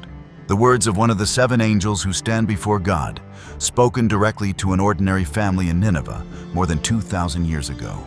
Ethiopia preserved that sentence, while the rest of the Protestant Christian world forgot it ever existed. The cycle of 7 civilizations and the truth about the Great Flood. Now place everything we have uncovered tonight on the table for just one moment. The book of Enoch, the book of Jubilees, the book of Tobit, the book of Jasher, the Ark of the Covenant in AXUM, the name Egziabher erased, and an entire 81-book canon counterfeited and sold for money. You can look at all those pieces as separate stories, interesting fragments of ancient history. Or you can take one step back, place them beside each other, and look directly at the real picture they form. That picture reveals a truth. Your standard 66-book Bible never dares to state plainly. The Great Flood was not an impulsive outburst of God's anger towards sinful humanity. It was a deliberate reset protocol activated when the contamination had spread so far that no other measure could save the system. And if that is true, it leads to a far more chilling question. Was that reset truly the first one? Let me prove it to you. Let us begin with what the texts actually say. Open the book of Genesis, chapter 6, verse 12. The Bible records clearly, God looked upon the earth, and behold, it was corrupt. For all flesh had corrupted its way upon the earth. Pay very close attention to these 2 words, all flesh. Not a few people, not most people, but all flesh. Now open the book of Enoch. Chapter 7 describes the Nephilim, the hybrid offspring of the Watchers and human women. After they devastated every resource, they turned to eating human beings, drinking blood, and slaughtering one another. By chapter 9, 4 high-ranking angels had to stand before God and report. Azazel has revealed the eternal secrets that were kept in heaven, and he has caused the earth to be filled with blood. But here is the most valuable detail, the one only the book of Jasher provides the detail that has been cut out of every Sunday church sermon. Jasher chapter 4 verse 18 states clearly, "The sons of men in those days took the cattle, the beasts of the field, and the birds of the air, and taught them to mix one species with another in order to provoke the Lord. And God saw that the whole earth was corrupt, for all flesh had corrupted its way upon the earth, both man and beast, both man and beast. What Jasher is describing here in ancient language, and the only way they could express it at that time, is deliberate cross-species genetic interference and hybridization. This was not natural biological evolution. This was a deliberate act taught and carried out systematically to completely break the DNA boundaries established by the order of creation. So when Genesis says all flesh had become corrupt, Jasher explains exactly why. The moral collapse of human beings was only the surface. The core issue was this: the biological structure of the living world itself had been torn apart and transformed beyond recognition. Now look at Noah from that scientific angle. Genesis chapter 6 verse 9 describes Noah as tamim, a Hebrew word usually translated loosely as perfect or righteous. But if you ask E.W. Bullinger, one of the most careful and respected Hebrew vocabulary scholars of the 19th century, he will give you a completely different definition. Bullinger notes very clearly that tamim is a technical term referring to physical and biological perfection. He wrote directly, tamim is the technical word for bodily perfection, not moral perfection. To put it simply, Noah was chosen not only because he was a gentle or good man. He was chosen because the genetic line of his family had not been mixed. In a world where the biological boundaries between species were being systematically hybridized and destroyed, Noah was the only one who still preserved the original integrity of human DNA. The Great Flood, when read through the original sources preserved by Ethiopia, was not an emotional punishment. It was a final technical measure for an ecosystem that was collapsing. When there was no longer any way to clean that biological corruption from within, the only remaining option was to wipe the failed system clean and begin again from the only clean specimen left. Noah was that clean specimen. But this leads us to a hypothesis that even academia does not dare discuss openly. If the Great Flood was a reset protocol, then who can say with certainty that it was the first time that protocol had been activated? Traditional religion would forbid you from asking that question. But the ancient texts do not avoid it. The Book of Enoch does not describe history as a straight line. It describes a cosmic history stretching across many cycles. The Book of Jubilees mentions an astronomical calendar of 364 days and insists that this calendar was not invented by humans, but was handed down to Enoch by angels. So the logical question is this: why would such a calendar need to be handed down if this was the first civilization that ever needed it? Remember the Book of Jasher. When it speaks of hybridization technology before the Great Flood, the author uses the word taught the mixing of species, not invented, not discovered, but taught. This shows that this knowledge already existed, and it was merely being transferred to a new generation. So where did that knowledge come from? The answer lies at the crossroads of every ancient civilization in the world. From Enoch Jubilees, the writings of the Sumerians, the traditions of India, to the collective memory of tribes that had no contact with one another. All of them point toward a truth that the modern education system deliberately calls myth. The truth is this: we are not the first civilization. Hindu tradition describes a system of 4 yugas, 4 great ages, in which civilization rises to its peak and then declines in cycles. Plato wrote about Atlantis in the Timaeus and Critias not as a fairy tale, but as a serious philosophical record. He described a civilization that possessed advanced technology, but was swallowed by the sea because of its arrogance. The Sumerians had an entire list of kings who ruled before the Great Flood, with reigns lasting tens of thousands of years, a number suggesting the lifespan of an entire civilization rather than a single person. The Maya, the Aztecs, and the Hopi tribe of North America all preserve the same shared memory. Many worlds had been created, developed, and destroyed before our world began. And do you know the most frightening part? All these cultures, though, separated by tens of thousands of miles, share one chilling pattern. The collapse of the worlds before us never came from weakness or ignorance. It always arrived at the exact moment when that civilization reached the brightest peak of technology and power. It happened when human beings no longer wanted to remain human, when they began to engineer life, when they held powers capable of tearing apart the order of nature, and when they deceived themselves into believing they could stand equal with God. The reset protocol was immediately activated. Water or fire would cleanse the surface of the earth. The concept of the cycle of 7 civilizations is not a science fiction script. It is a cosmic elimination mechanism.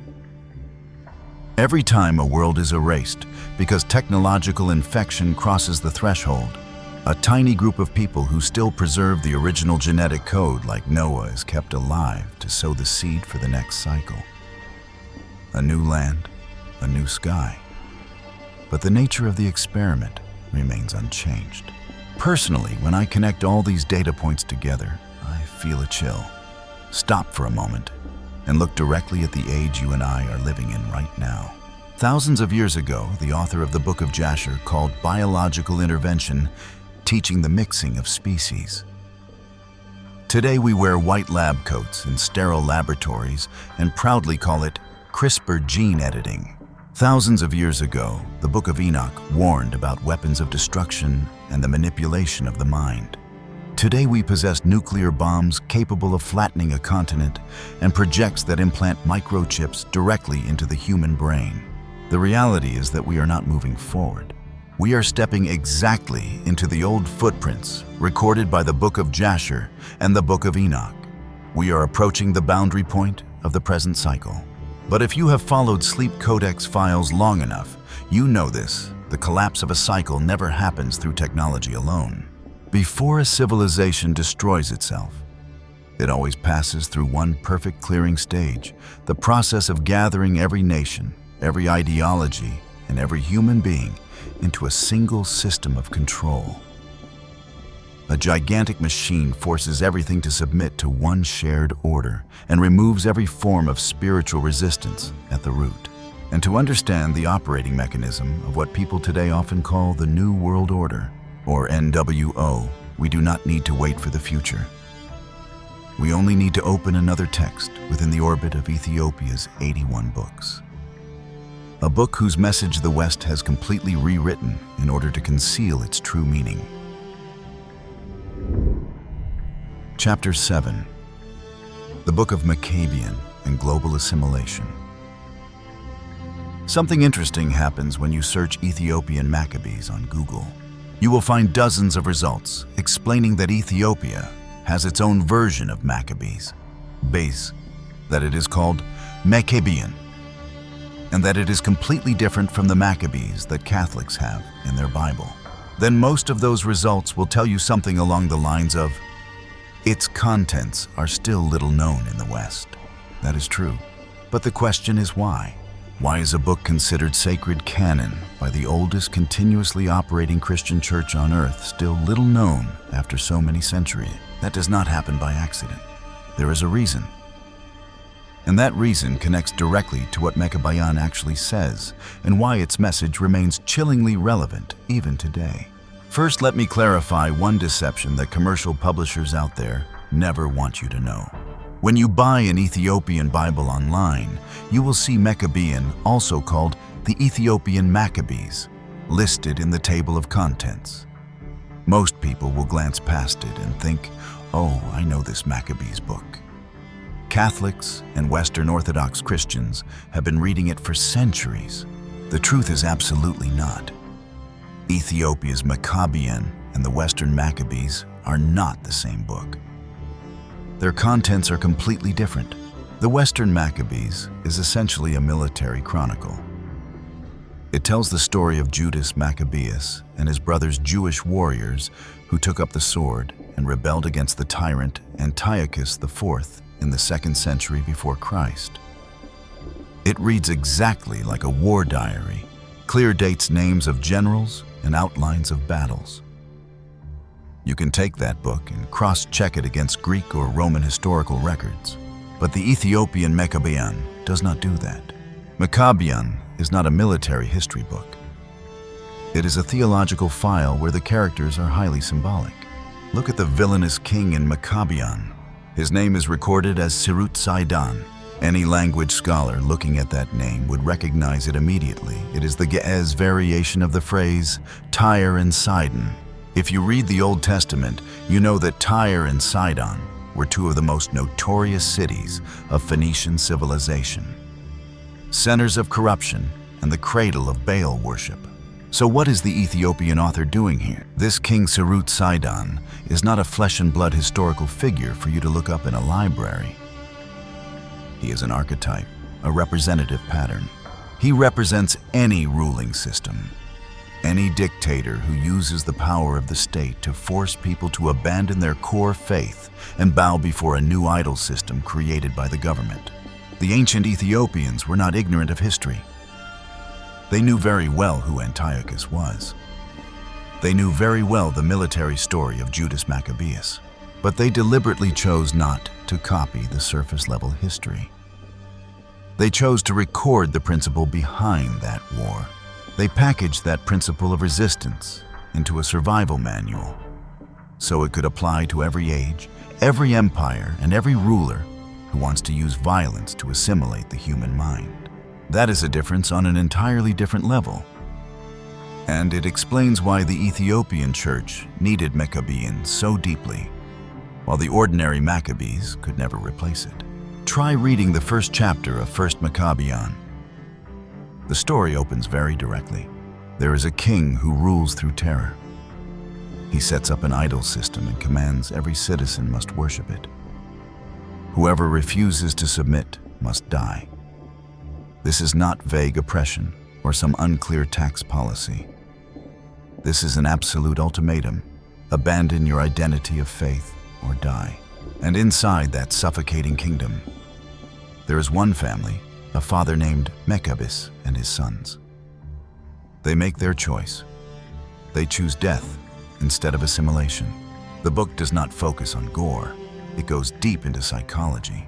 It tells you how they think, how they prepare their family mentally, how they stand upright before the interrogators of the state. There are no swords here. Unlike the warriors of the West, the weapon of MEQABYAN and his sons is far more frightening speech silence and a cold, absolute, non-negotiable refusal. They prove that the state can control the body, but it can never touch the core awareness of a free human being. And when you continue into chapter 6, chapter 8, then chapter 12, and chapter 13, you will see the story expand in scale. It repeats one pattern again and again. People faithful to God must stand before a massive machine of power. This machine does not only want to kill them, it wants to change their identity. It forces them to call lifeless statues by the name of God. It forces them to perform worship according to the standardized procedure issued by the state. And most cruelly, it forces them to throw away the names of their origin so they can put on a new identity, a new label imposed by the government. Assimilation must be total. Stop for a few seconds and think about this scenario. A massive power system forces people to change their identity, forces them to call lies. Truth controls the way they think and eliminates anyone who refuses to participate in that system. Do you recognize this pattern? Did the assimilation machine of King Sirut Sidon truly remain in the past, or is it operating in our own age? To understand that pattern of assimilation, let us return to the year 175 before Christ. At that time, a man named Antiochus IV took the throne of the Seleucid Empire, Syria. He attached to himself the title Epiphanes, meaning God manifest. He did not want to be an ordinary king or political ruler. He wanted to be worshipped as a god. Over the next 10 years, Antiochus issued a brutal campaign that history calls Hellenization, applying it across his entire territory, including Judea. The content of this policy was extremely simple and authoritarian. Every citizen, regardless of origin, had to become Greek. You had to speak Greek. You had to worship the Greek gods. You had to participate in Greek festivals. You had to throw away the customs rituals, and especially the sacred names of your ancestors, and replace them with the list of things Antiochus prescribed. He banned the keeping of the Sabbath. He banned possession of Torah scrolls. He banned giving Jewish names to newborn children. He banned circumcision, with the punishment for violators being immediate execution. The peak of arrogance took place in the year 167 before Christ. Antiochus marched his army straight into the Jerusalem temple, the holiest place in Jewish tradition. He set up a huge statue of Zeus directly on the main altar. And then he ordered a pig to be slaughtered as a sacrifice, with its blood poured there. This act was so cruel and insulting that the prophet Daniel called it the abomination that causes desolation. The Jewish response to that event was violence. They took up swords and created the bloody MEQABYAN revolt. But look at the Ethiopian response. They were thousands of miles away, with no army to send and no way to intervene by force, yet they observed the entire event. And they wrote the book of MEQABYAN. They did not bother to copy the battle story of Judas Maccabeus. They wrote down the core principle behind that war. They recorded the full picture, what happens when a giant empire considers diversity of faith, language, and identity to be a threat that must be erased. What is the price of standing upright? And what is the price of kneeling in submission? Now I want you to fast forward the timeline. Do not look at the year 167 before Christ anymore. Look directly at today. According to a report by the McKinsey Global Institute, the world is undergoing a terrifying rate of cultural homogenization. The report records that in only the last 50 years, the number of languages used daily on Earth has been cut in half from 7,000 down to only about 3,500 languages. On average, every 2 weeks, one language is completely erased from humanity. And you must understand that when a language dies, it is not only a few words that disappear. It carries with it an entire lens for seeing the world, a set of concepts that can never be translated exactly into English or Chinese. What is frightening? Today there is no Antiochus IV holding a sword to anyone's neck and ordering those languages killed. No army is going out to burn dictionaries. This erasure happens gently. It happens through social media algorithms, through e-commerce platforms, and through economic pressure that forces you to speak the language of the majority in order to survive. This is the 21st century version of Hellenization. It needs no bullets. It only uses the attraction of a global system where sameness gives you money and convenience, while difference becomes a burden. And that is the question MEQABYAN throws directly into our faces. The book does not preach at you. It simply tells the story of people who once had to stand at a crossroads.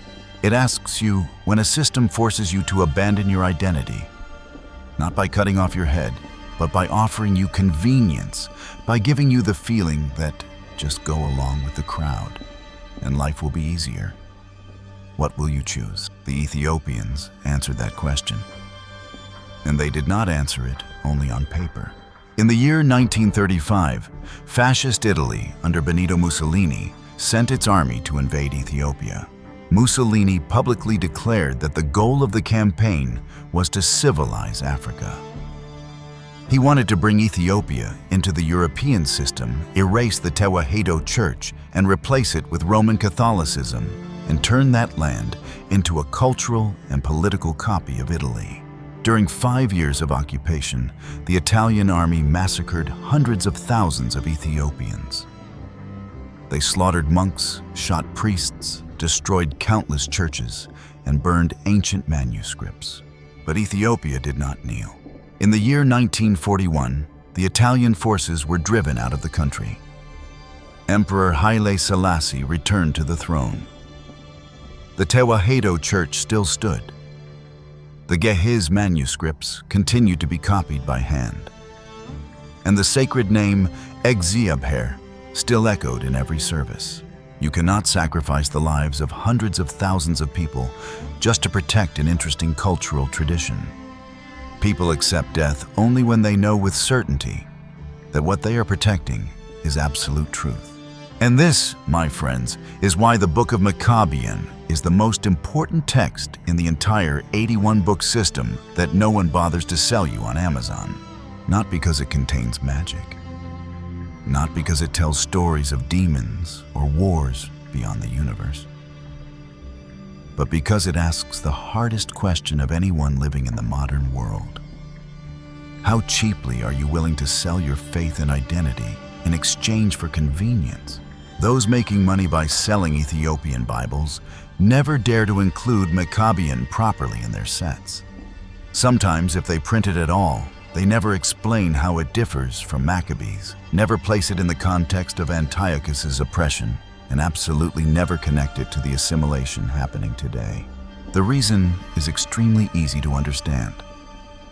A book that teaches people how to resist assimilation cannot be sold by an industry trying to assimilate the Ethiopian Bible into a commercial product. It kicks away their own bowl of rice. A publisher selling you convenience cannot sell you a text that condemns convenience, so they throw MEQABYAN into the shadows. Instead, they sell you the Book of Enoch. Because Enoch has Nephilim giants, flying discs, and fallen angels, sensational things that are very easy to place on a striking cover. So you will click Add to Cart, and you bought it. You were pulled into the cosmic mysteries without realizing that the true survival manual, the most important book to read in the entire Ethiopian heritage, is the very book they never want you to find. Chapter 8, the Ezekiel file, the 2600-year prophecy and the repetition of technology. In the previous sections, we spoke about biological interference in the book of Jasher, weapons of destruction in Enoch, and the assimilation machine in MEQABYAN. But if all of those things are truly a loop of history, then what sign shows that we are repeating it right now? To answer that, I need you to go back in time to the year 593 before Christ. Picture this scene. A man is sitting alone beside the Sheba River in Babylon. His name is Ezekiel. He is a Jewish priest. That year he is 30 years old, the exact age when, according to Jewish law, a priest would officially begin serving in the Holy Temple. But the tragedy is that the temple is far away in Jerusalem, while he is being held hostage in Babylon during the first wave of exile. 4 years later, the Babylonian army will return to Jerusalem and burn the entire city to ashes. That is the suffocating and hopeless setting of that moment. And right there beside the river, Ezekiel lifts his eyes to the sky and sees something that he has to spend the entire first chapter of the book bearing his name trying to describe. No serious historian disputes that Ezekiel wrote that text. What people have argued about for 2,600 years is this: what in the world did he actually see? Tonight, we will not read this text through the lens of obedient religious habit. We will not automatically assume it is made of symbolic clouds. We will read it according to its literal mechanical meaning. Ezekiel chapter 1 verse 4 begins like this: "And as I looked, behold, a whirlwind came out of the north, a great cloud with fire flashing forth, and brightness all around it." Then he describes 4 living creatures. Each creature has 4 faces, 4 wings, straight legs, feet like the hooves of a calf, and a whole body shining brightly like burnished bronze. Most striking of all, they can move instantly in any direction without turning around. Then from verse 15 to verse 21, he goes into technical detail. "As I looked at the living creatures, behold, there was a wheel on the earth beside each living creature. The appearance of the wheels and their structure was like the gleaming of beryl, and their form was as if a wheel were within a wheel. When they moved, they went in any direction without turning as they went. Their rims were high and frightening, and the rims of all 4 were full of eyes all around." Finally, in verses 26 through 28, Ezekiel describes the top of this structure. Above the expanse over their heads, there was something like sapphire stone in appearance, like a throne. And seated above it was a figure with the appearance of a man. Now stop and gather the physical details. A flying object approaches from the north like a whirlwind. 4 independent landing units. Each unit is equipped with a wheel system capable of moving sideways, forward, backward, and diagonally without turning its axis. The rims of the wheels are fitted with countless eyes. Above it is a cockpit made of a transparent crystal-like material. And at the top is a person operating it. The question here is not, is this theology? The real question is, if you were a man living in the 6th century before Christ, and your mind had absolutely no concept of engine, rotor, camera, or tempered glass, and you suddenly came face to face with the most complex flying machine human beings had ever produced, what vocabulary would you use to describe it? What would you call cameras, if not eye? What would you call a multi-axis movement system, if not a wheel within a wheel? In the year 1973, an Austrian engineer working at NASA's Marshall Space Flight Center read this chapter of Ezekiel. His name was Joseph F. Blumrich. He was not an amateur obsessed with conspiracy theories. He was the chief of systems analysis at NASA, one of the minds directly involved in designing the Super Heavy Saturn V rocket and the Skylab space station. Blumrich read Ezekiel because a writer before him had claimed that the text described a spacecraft. As a leading aerospace engineer, Blumrich wanted to use mathematics and physics to expose how absurd that hypothesis was. He wanted to prove that what Ezekiel saw was only a hallucination, but he failed. After analyzing Ezekiel's description through 6 different Bible translations and applying the strictest principles of aerospace engineering, Blumrich reached a shocking conclusion. Ezekiel's description was technically consistent with a vertical takeoff and landing vehicle, a VTOL craft. It was a cone-shaped module with 4 independent landing struts, equipped with helicopter-style rotors and a multi-directional wheel system. The concept of a wheel within a wheel, which theology had argued about for 2,000 years, looked through the eyes of a NASA engineer, like a wheel system capable of rotating independently on 2 perpendicular axes, an omni-wheel, allowing the vehicle to slide sideways, move forward, move diagonally, and shift direction without turning the entire body. Blumrich became so obsessed with this structure that he redrew it himself, filed an application with the United States Patent Office, and was officially granted a patent for that wheel design in the year 1974. Patent number 3,789,947. His book, The Spaceships of Ezekiel, was not the work of a man trying to attract attention. It was the reluctant conclusion of a senior NASA engineer, someone who entered the ancient text intending to dismantle it, but walked out holding a perfect mechanical blueprint. Now listen carefully. I am not forcing you to believe that Ezekiel saw aliens or UFOs. Traditional theology has very deep arguments of its own. The MEQABYAN tradition of Jewish mysticism sees this as a revelation of the glorious chariot of God. That is a sacred and respectable interpretation. But what I want to emphasize here is an undeniable fact. Ezekiel saw something real. He was not writing poetry. He was not seeing a vague illusion or an abstract dream. He described something concrete, detailed, mechanical, and precise enough that 2,500 years later, a NASA engineer could use it to apply for a patent. And the most chilling question is this: why did he see that machine ahead of its time in exactly the year 593 before Christ? Look again at the geopolitical context of that moment. The Babylonian Empire was at the height of absolute power. Nebuchadnezzar was building the Hanging Gardens of Babylon. His army was sweeping across the entire Middle East. The Jews were exiled, stripped of their nation and their homes. Everything seemed finished. It was precisely in that darkest moment that Ezekiel was allowed to see a technology beyond human imagination. Not only that, after seeing that structure, he was given a mission: go and tell Israel what was about to come: judgment, destruction. But after that restoration, Ezekiel chapter 37 describes a valley full of dry bones, suddenly growing sinews, flesh and skin, then rising up as an army. That is not an empty metaphor. It is a promise of rebirth from the ashes. Then, from chapters 40 through 48, Ezekiel receives the blueprint of a future temple. This drawing is detailed down to the smallest measurements, architectural dimensions, and structural proportions, so much so that modern engineers have actually used it to build full three-dimensional models.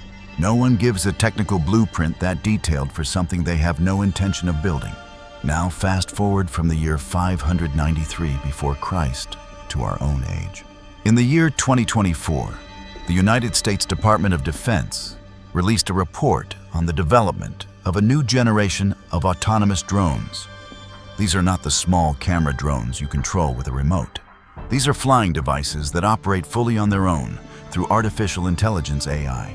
They work in swarms, hundreds or thousands of small units, coordinating like a single living body. They make tactical decisions by themselves and move together in every direction without a single command line from a human being. That same year, DARPA, the Defense Advanced Research Projects Agency of the United States, tested AI systems capable of coordinating unmanned swarms and reacting to the environment in milliseconds. Now, open Ezekiel's description again. You read about living creatures moving in any direction without turning. Machines coordinating smoothly as if one spirit were controlling them. Wheel rims full of eyes, sensor arrays, and cameras. And you ask yourself, could a man sitting beside a river 2,600 years ago have used any vocabulary closer than that to describe an autonomous drone swarm?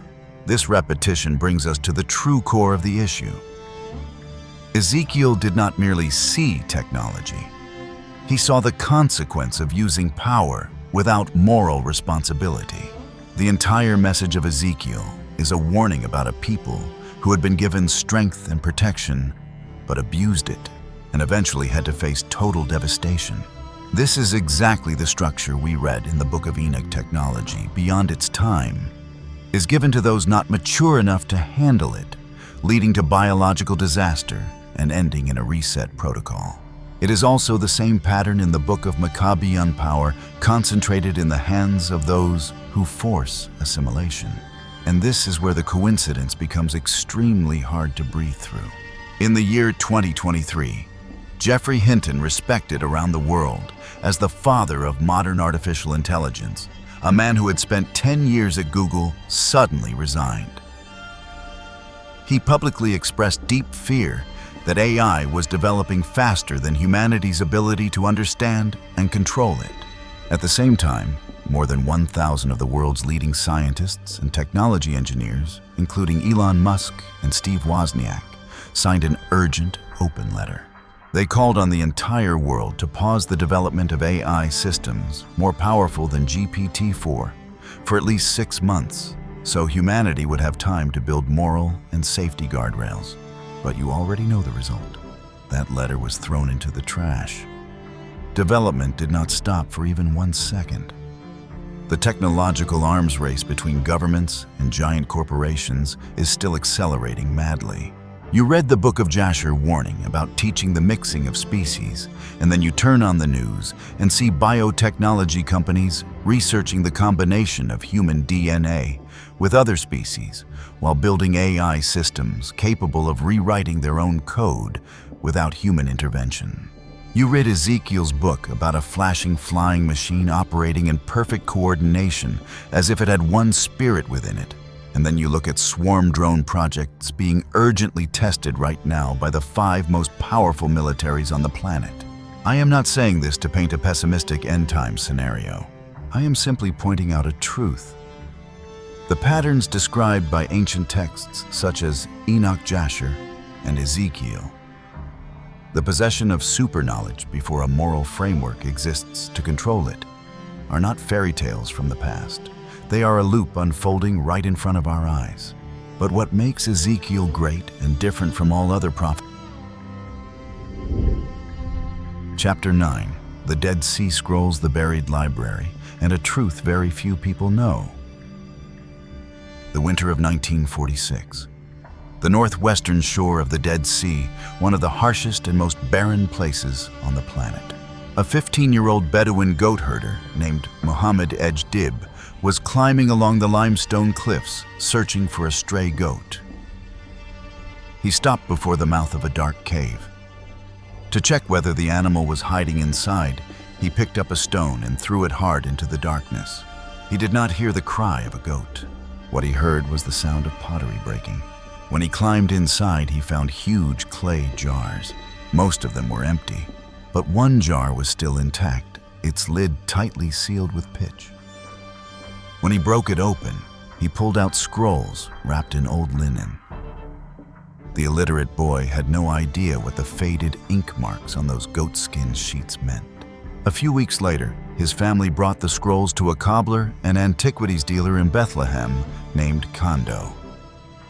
In total, 7 scrolls were sold for $28. Think about that number, $28. That was the price paid for the oldest biblical manuscripts ever known to humanity after they had been buried for nearly 2,000 years. The greatest discovery in the history of archaeology did not begin with a $1 million project from the elite. It began with the stone of a goat herder, but that was only the tip of the iceberg. Everything that followed became far more complex and far greater. Over the next 9 years, from 1947 to 1956, nomads and archaeologists searched the entire area and discovered a total of 11 caves along the cliffs of Qumran. They found about 981 different manuscripts. Some were still intact, but most had shattered into tens of thousands of small fragments. They were written in Hebrew, Aramaic, and Greek, and dated from the 3rd century before Christ to the year 68 after Christ. The most remarkable site was Cave 4. This cave alone contained up to 15,000 fragments from more than 500 different books. Unlike the earlier caves, the scrolls here were not carefully stored in clay jars. They lay scattered across the ground in confusion, as if someone had thrown them inside in a moment of extreme panic. Because the truth is, they were panicking. Let me tell you about the true owners of this library. Qumran was a settlement located on cliffs overlooking the Dead Sea from around the year 150 before Christ. This place served as the headquarters of the Essenes, an extremely strict Jewish community. They chose to live in complete isolation in the desert because they believed the priestly system in Jerusalem had been contaminated by power and political corruption. They had a scriptorium, a specialized room, used only for copying sacred texts. They were the most professional manuscript copying machines of the ancient world, devoting their entire lives to copying the Word of God with accuracy down to each stroke of the pen.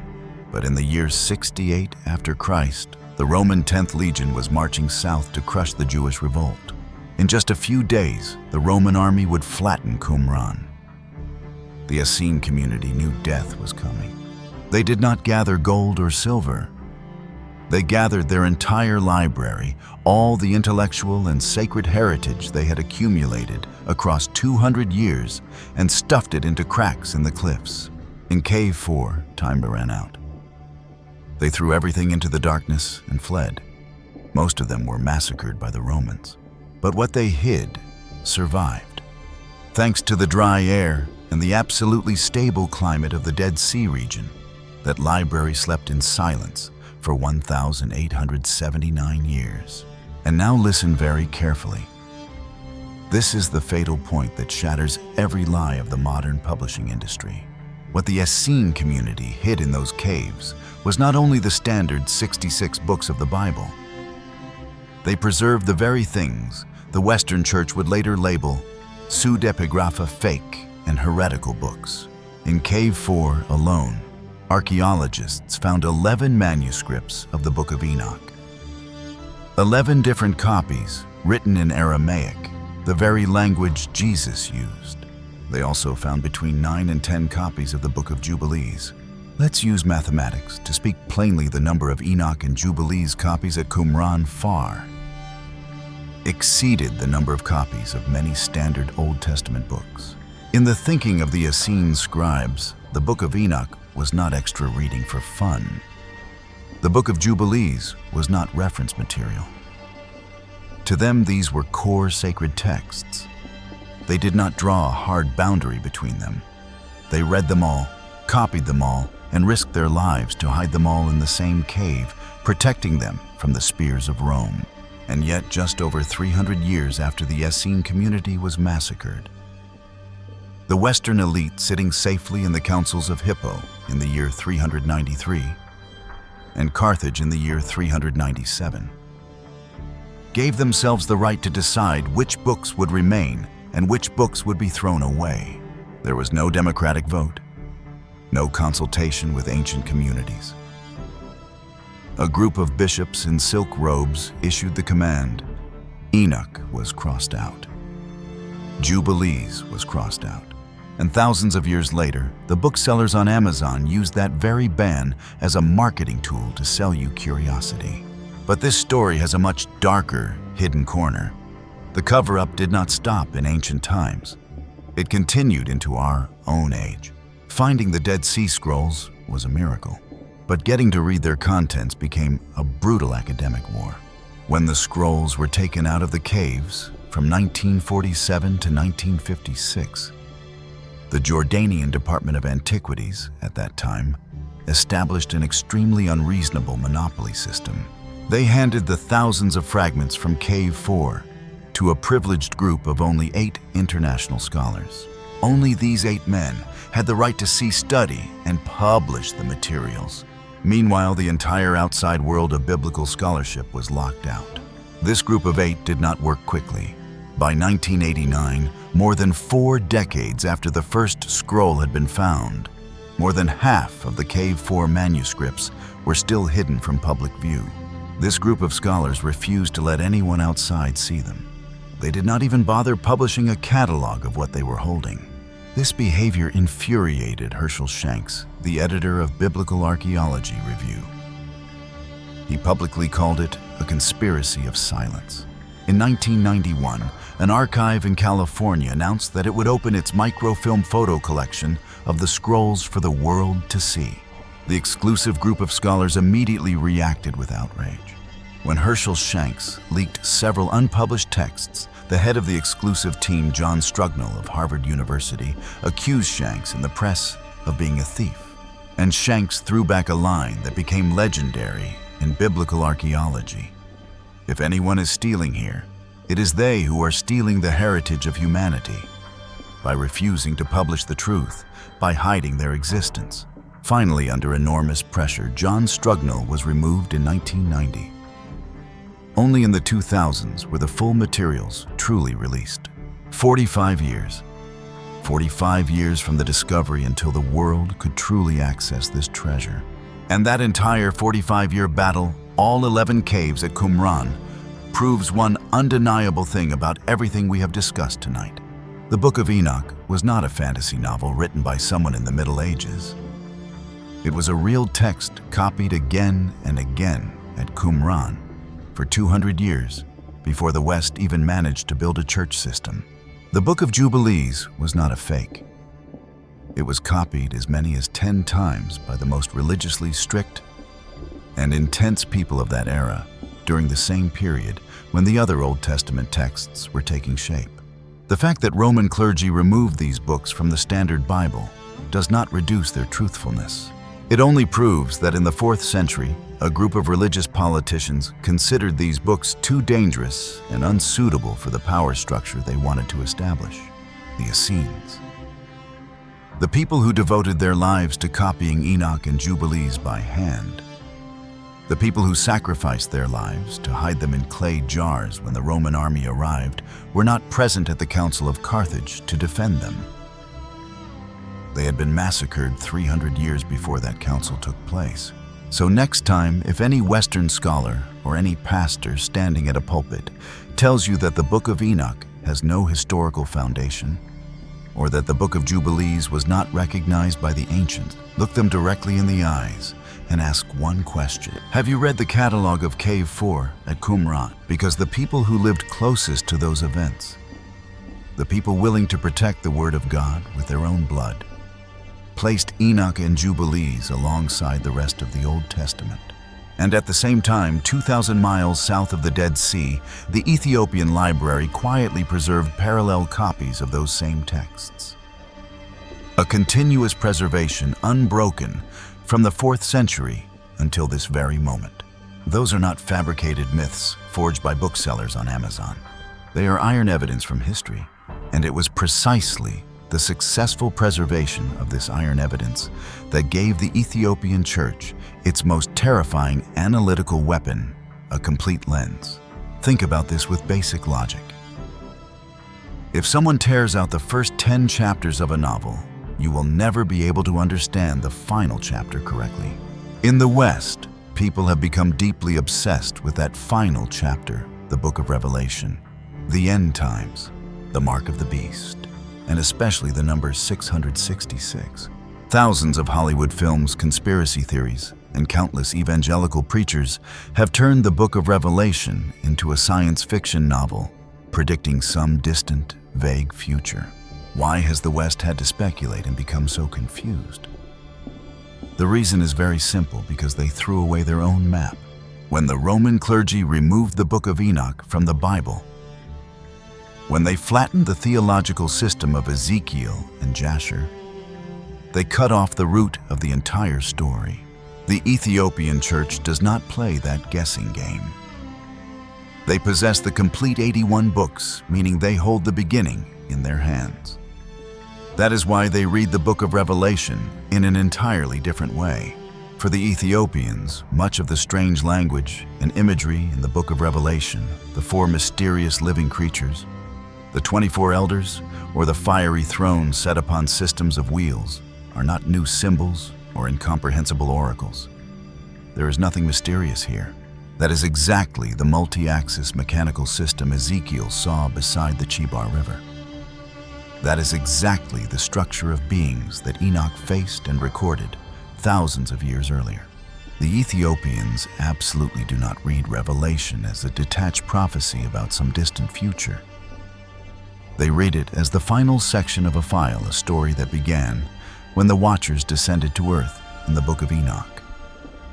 It is the final chapter of biological warfare, technological infection, and the global reset protocol. This perspective connects everything we have unpacked from the beginning of the night until now into one perfect cycle.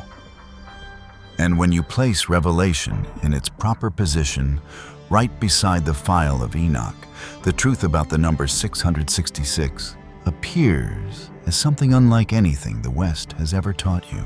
It is time to open piece number 10. Chapter 10. The truth about the number 666 and the Book of Revelation in the Ethiopian context. There is one question that almost anyone born into Western culture has heard at least once, yet very rarely receives a satisfying answer. Why is the number 666 so frightening? The usual, most shallow answer you often receive is, because it is the number of the devil. Because the Bible says so. Because it is in the Book of Revelation. But if you begin asking deeper questions, what does that number actually mean? Why did the author of Revelation choose that exact number and not another one? And most importantly, who had the ability to understand its meaning? At the moment the book had just been written, most people will fall silent. Because in order to answer that question, you are forced to understand the original context of the text. And that context was cut off and thrown away by Western theology 16 centuries ago.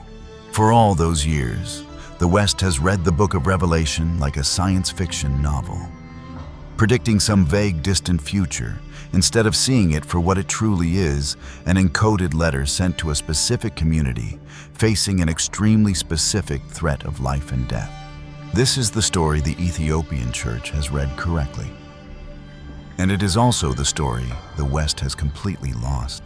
Let us go back in time to around the years 92 to 96 after Christ.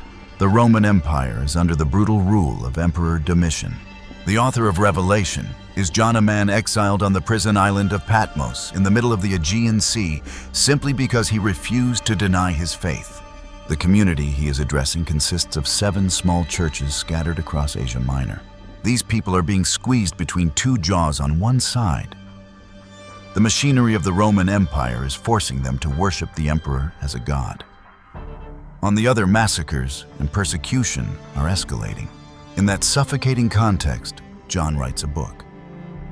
But he cannot write in ordinary language. If the letter is intercepted by Roman soldiers, both he and the recipients will be executed immediately. So he writes in the language of the apocalyptic genre, a coded system of symbols. And the central key to that code system is gematria, the calculation of numbers from letters. In the ancient world, people did not have independent natural numbers in the way we do. Every letter in the Hebrew and Greek alphabets carried a corresponding numerical value. The letter Aleph equals 1. The letter Beth equals 2, and so on. Gematria is the act of adding together the numerical values of the letters in a name to create a number, or in reverse, using a number to hide the name of a figure who, if named openly, would cost the writer his life.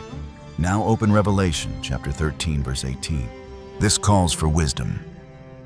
Let the one who has understanding calculate the number of the beast, for it is the number of a man, and his number is 666. Did you hear that carefully? John says, calculate, not read. This is an intentional mathematical riddle. And believers living in the 1st century had more than enough ability to solve it.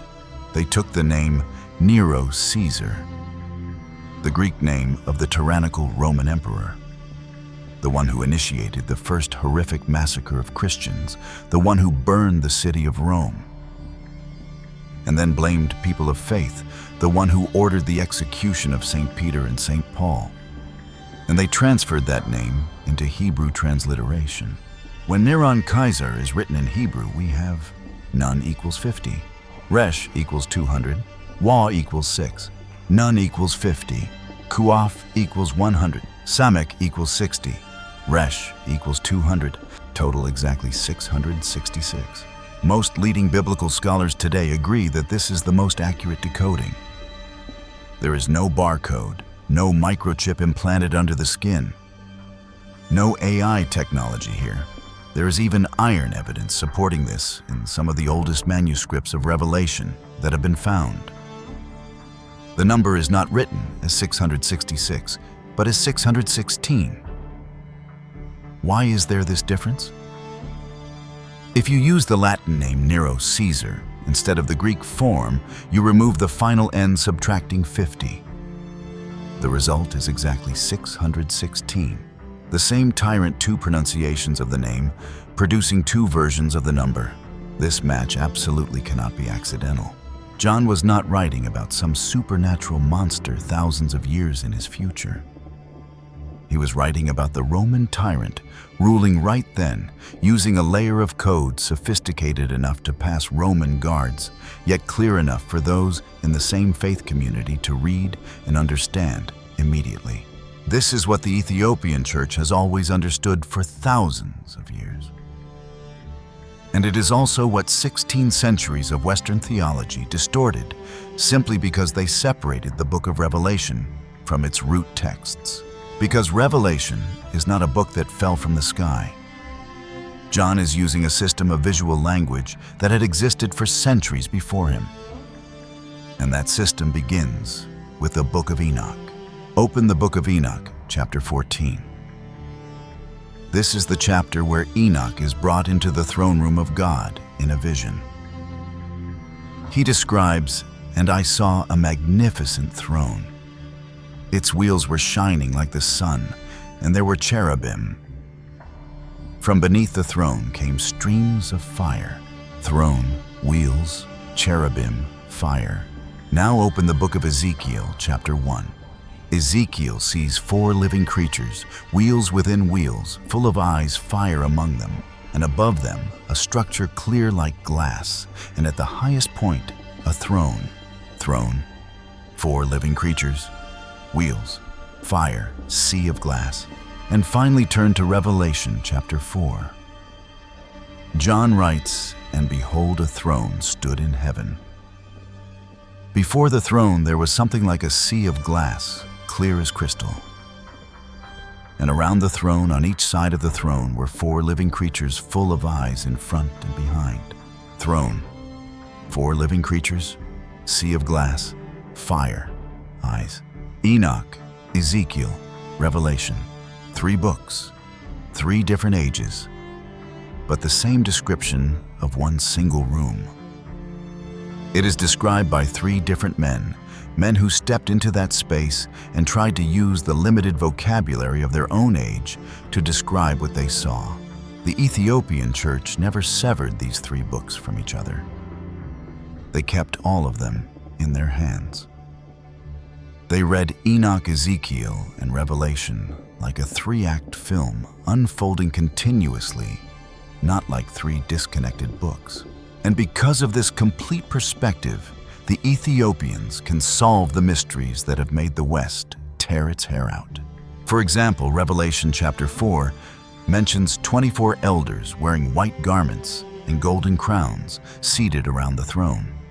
The West has argued fiercely for hundreds of years over who these 24 figures are. But if you open the book of Enoch chapter 14, it clearly says, "And countless thousands stood before him." The Enochic tradition, along with the Dead Sea Scrolls at Qumran, clearly described an angelic council standing around the throne. In Ethiopian liturgy, these 24 elders are not an unsolved mystery. They are part of the heavenly order that had already been described throughout the 81-book canon for thousands of years. When Martin Luther and the Western reformers of the 16th century decided to tear the book of Enoch out of the Bible, they did not merely throw away a book about fallen angels. They cut the cable connecting Enoch's throne room, Ezekiel's throne room, and Revelation's throne room. And after cutting that cable with their own hands, they sat down and complained that Revelation was too difficult to understand. This is the final truth. The thing online booksellers are never capable of explaining to you. In the Ethiopian canonical system, this story is one continuous line. It begins with Enoch, a man brought into the throne room to witness the structure of the universe, right at the moment when the boundary of order was first violated, when forbidden knowledge was given to humanity before mankind was ready. The middle is Ezekiel's. Another man standing on the ground and looking upward, shown that same mechanical structure right as a civilization. Babylon and Jerusalem is collapsing. The consequences of those violations are descending. The old order is being torn apart, and the new order has not yet been formed. And the ending is John in Revelation, a 3rd man, brought into that same room, seeing the entire picture from beginning to end. The cycle has closed. What began in the days of Enoch has reached its conclusion. The throne that all 3 men saw will have one seated upon it to execute the final judgment. 3 men, the same room, the same story. They are simply standing at 3 different moments of the same cycle. The Ethiopians do not read Revelation to predict whether America will collapse in the year 2025 or the year 2033.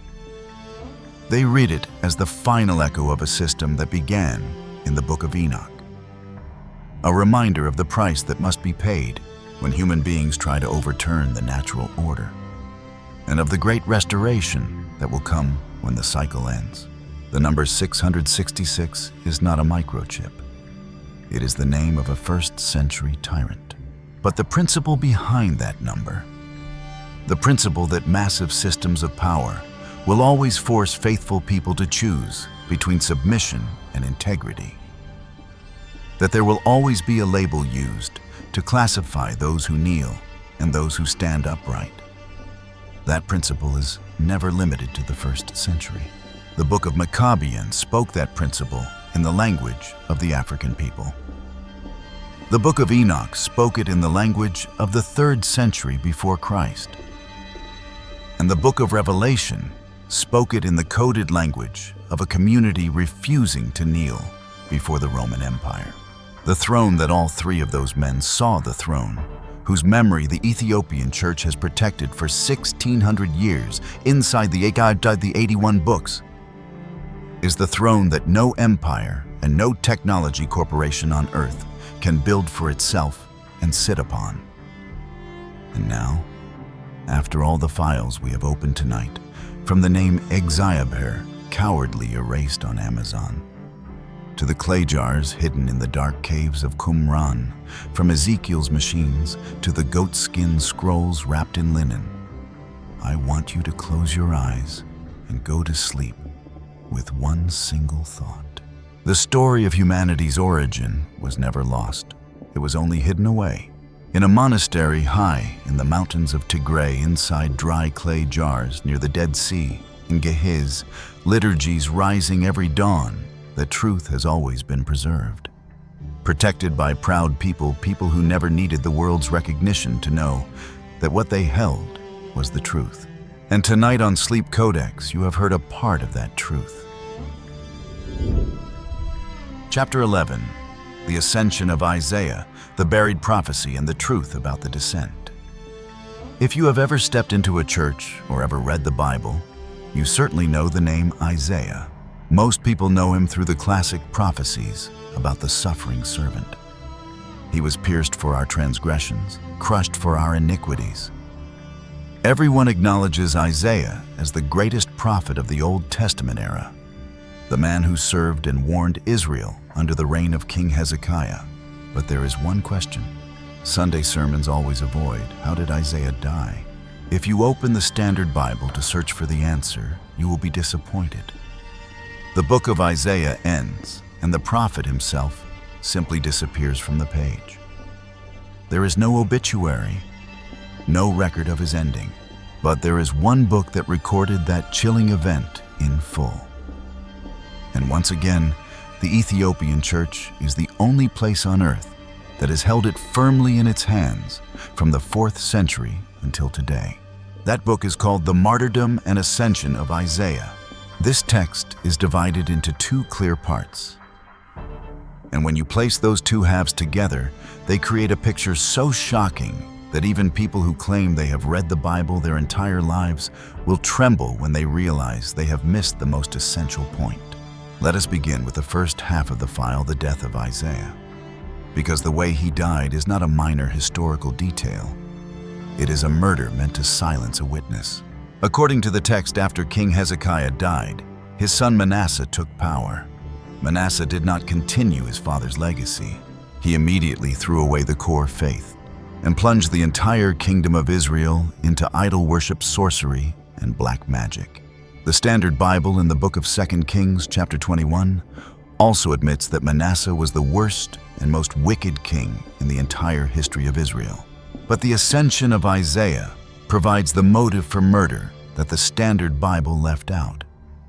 Why was Manasseh determined to kill Isaiah? Not because Isaiah criticized politics, but because Isaiah had seen something. Something too specific, too dangerous.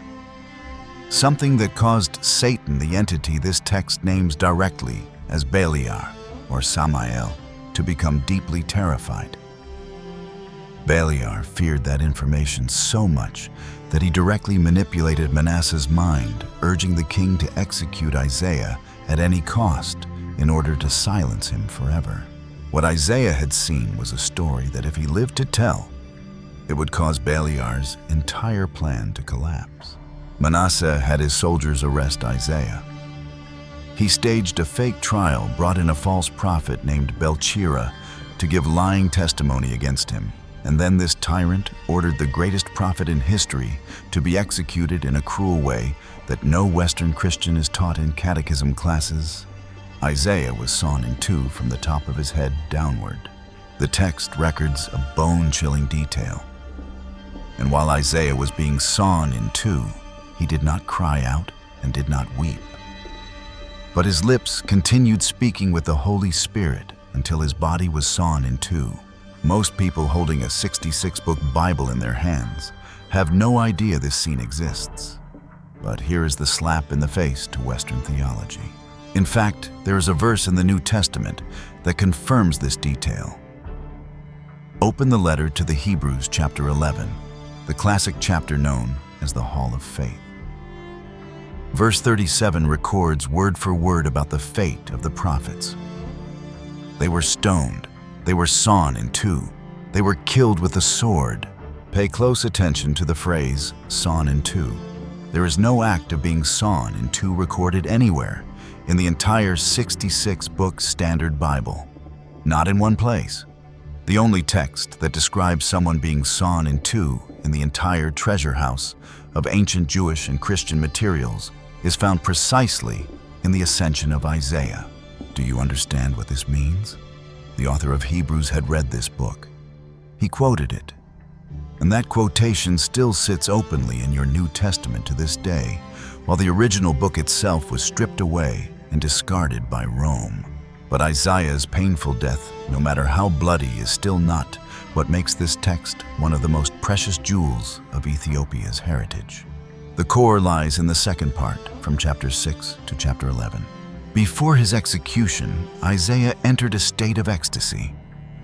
An angel took him straight upward into the universe through the seven heavens. This was not a hazy dream that he later woke from and tried to interpret. It was a journey of body and consciousness. He was led through each level, passing through the structure of the sacred universe. He saw how angelic beings operated in each heaven. He saw the radiance becoming more dazzling and more glorious after every gate. And when he reached the highest point, the seventh heaven, he saw something beyond every word human beings have ever possessed. That was the journey upward.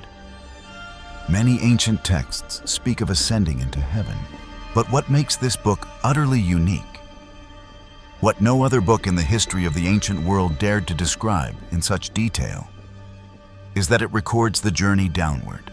From the seventh level, the angel told Isaiah to look down, and he witnessed with his own eyes a supreme being beginning the journey of descent. This being moved from the seventh heaven down to the sixth heaven, descended to the fifth heaven, and continued going deeper into the material universe. And here is the most chilling detail. At every heaven, he passed through, this being changed his appearance so that he looked exactly like the angels guarding that level, like a supreme operative constantly changing identity, putting on the uniform of each checkpoint in order to move invisibly past the entire security system of the universe.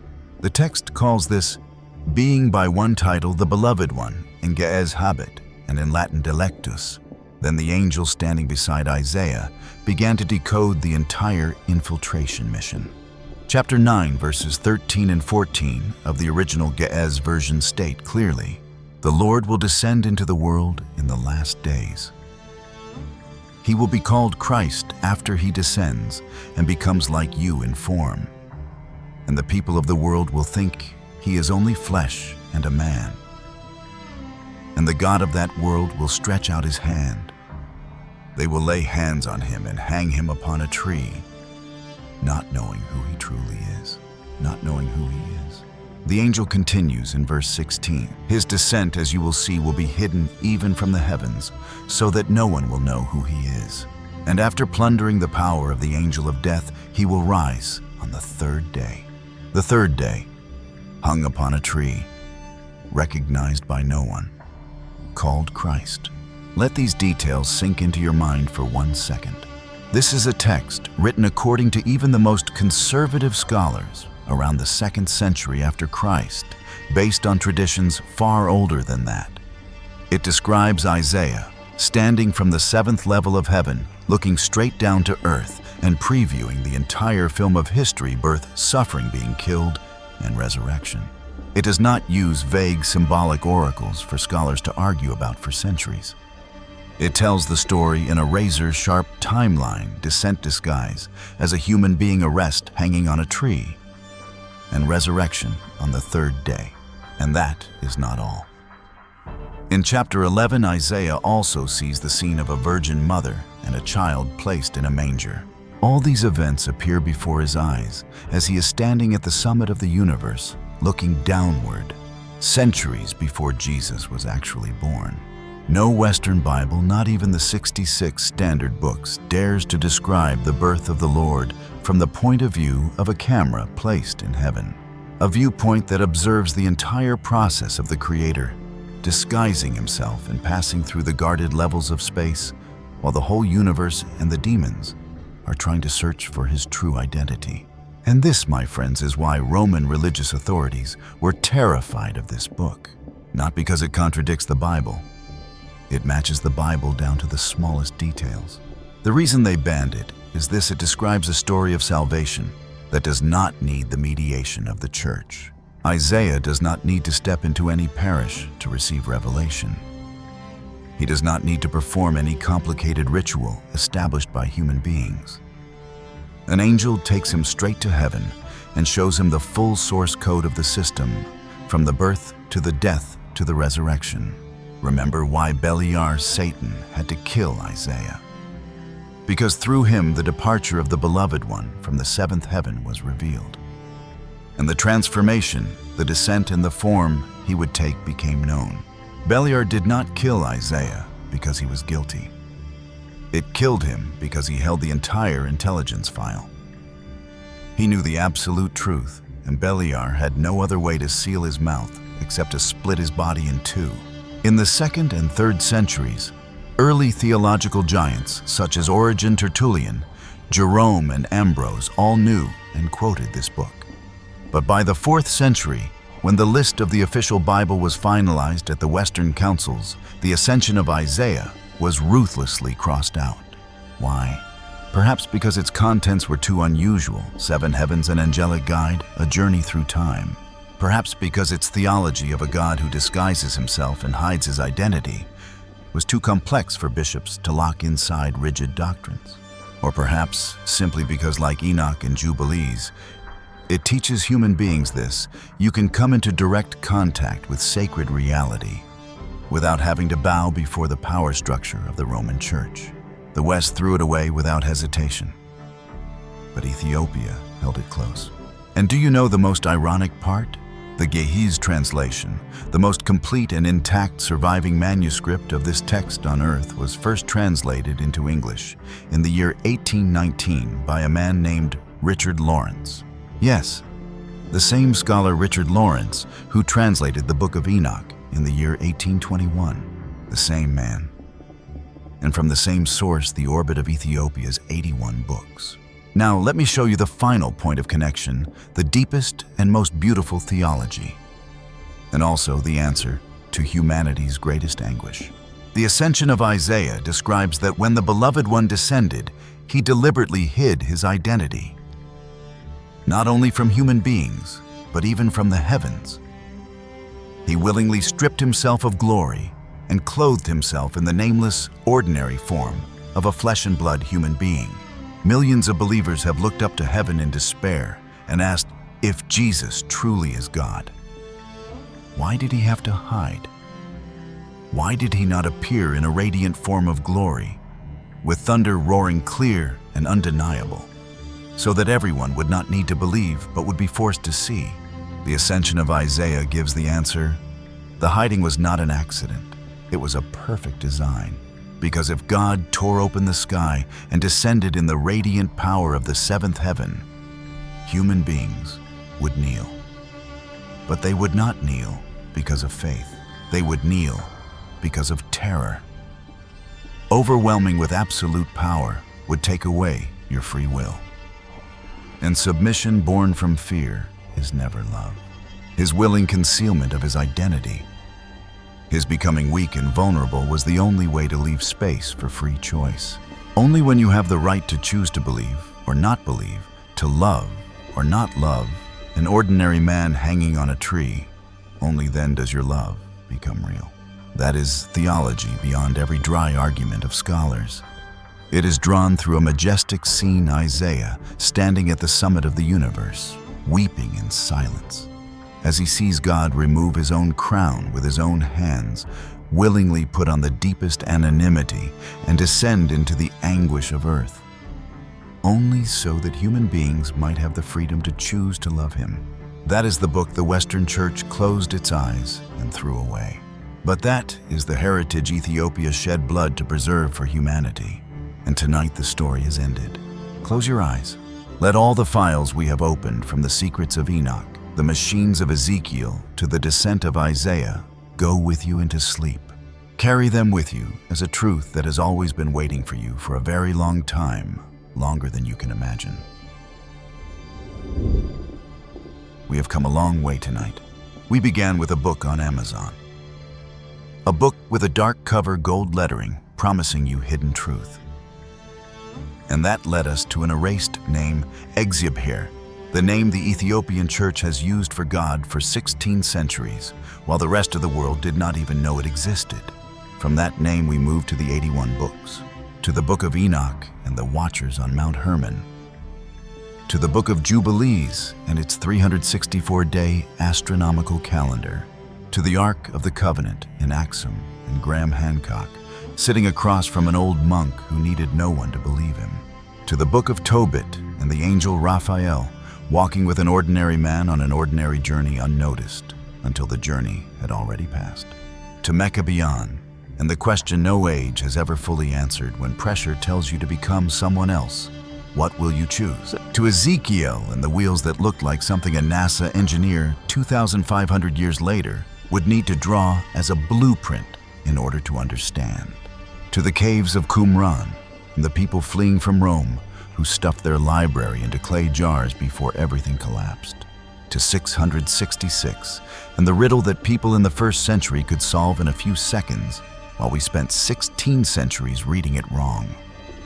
And finally to Isaiah, standing in the seventh heaven, looking down, watching a Lord who willingly clothed himself in anonymity on his descent to a place that would not recognize him. That was a long night. I want to tell you something before we stop.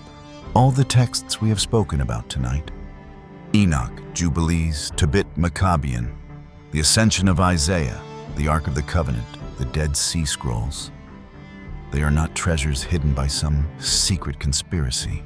The real story is not that simple, and it is not simpler than that either. They were hidden by time, by decisions made by human beings at specific councils, in specific political and theological contexts, for reasons that were sometimes noble and sometimes not, by wars, by fires, by changes in language, and by the collapse of empires. And they were preserved by people who gained nothing from preserving them. Scribes sitting in monasteries in Tigray, copying every letter by hand onto goatskin, because they believed what they were copying was true. The community at Qumran, placing scrolls into clay jars and fleeing into the desert with an army advancing behind them.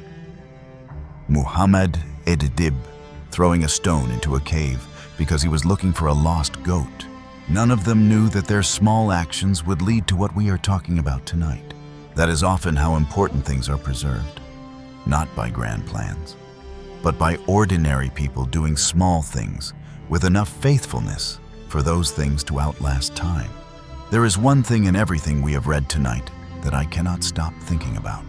The name Egziabher, the Father Lord of all peoples, not the God of those who know his name with the correct vocabulary, not the God of those who have read all the right books, not the God of those with perfect theology or faith that never trembles or questions that always receive answers. Of all peoples, without condition, without exception. And all the texts we have spoken about tonight, whether Enoch or Tobit or Isaiah or the caves of Qumran, finally tell the same thing.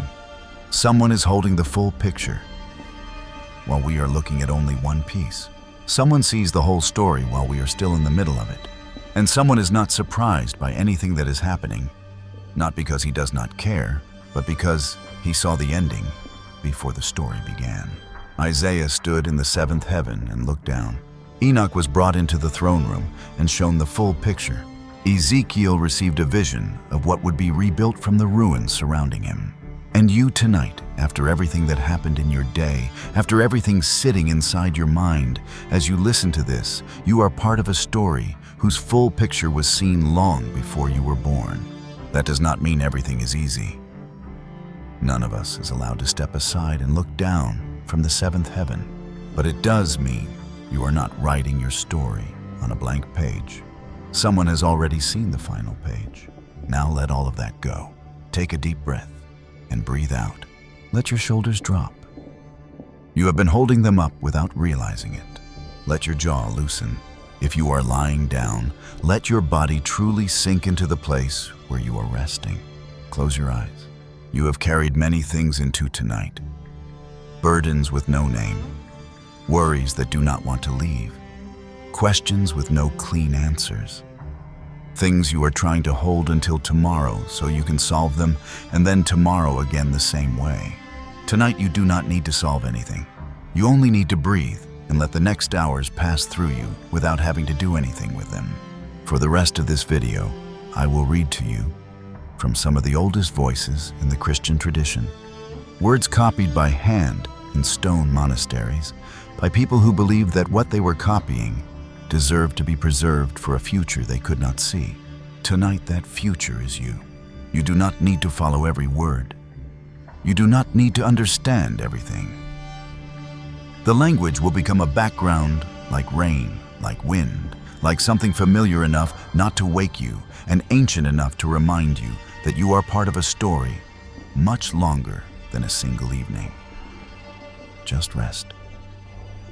You are safe here. Sleep well.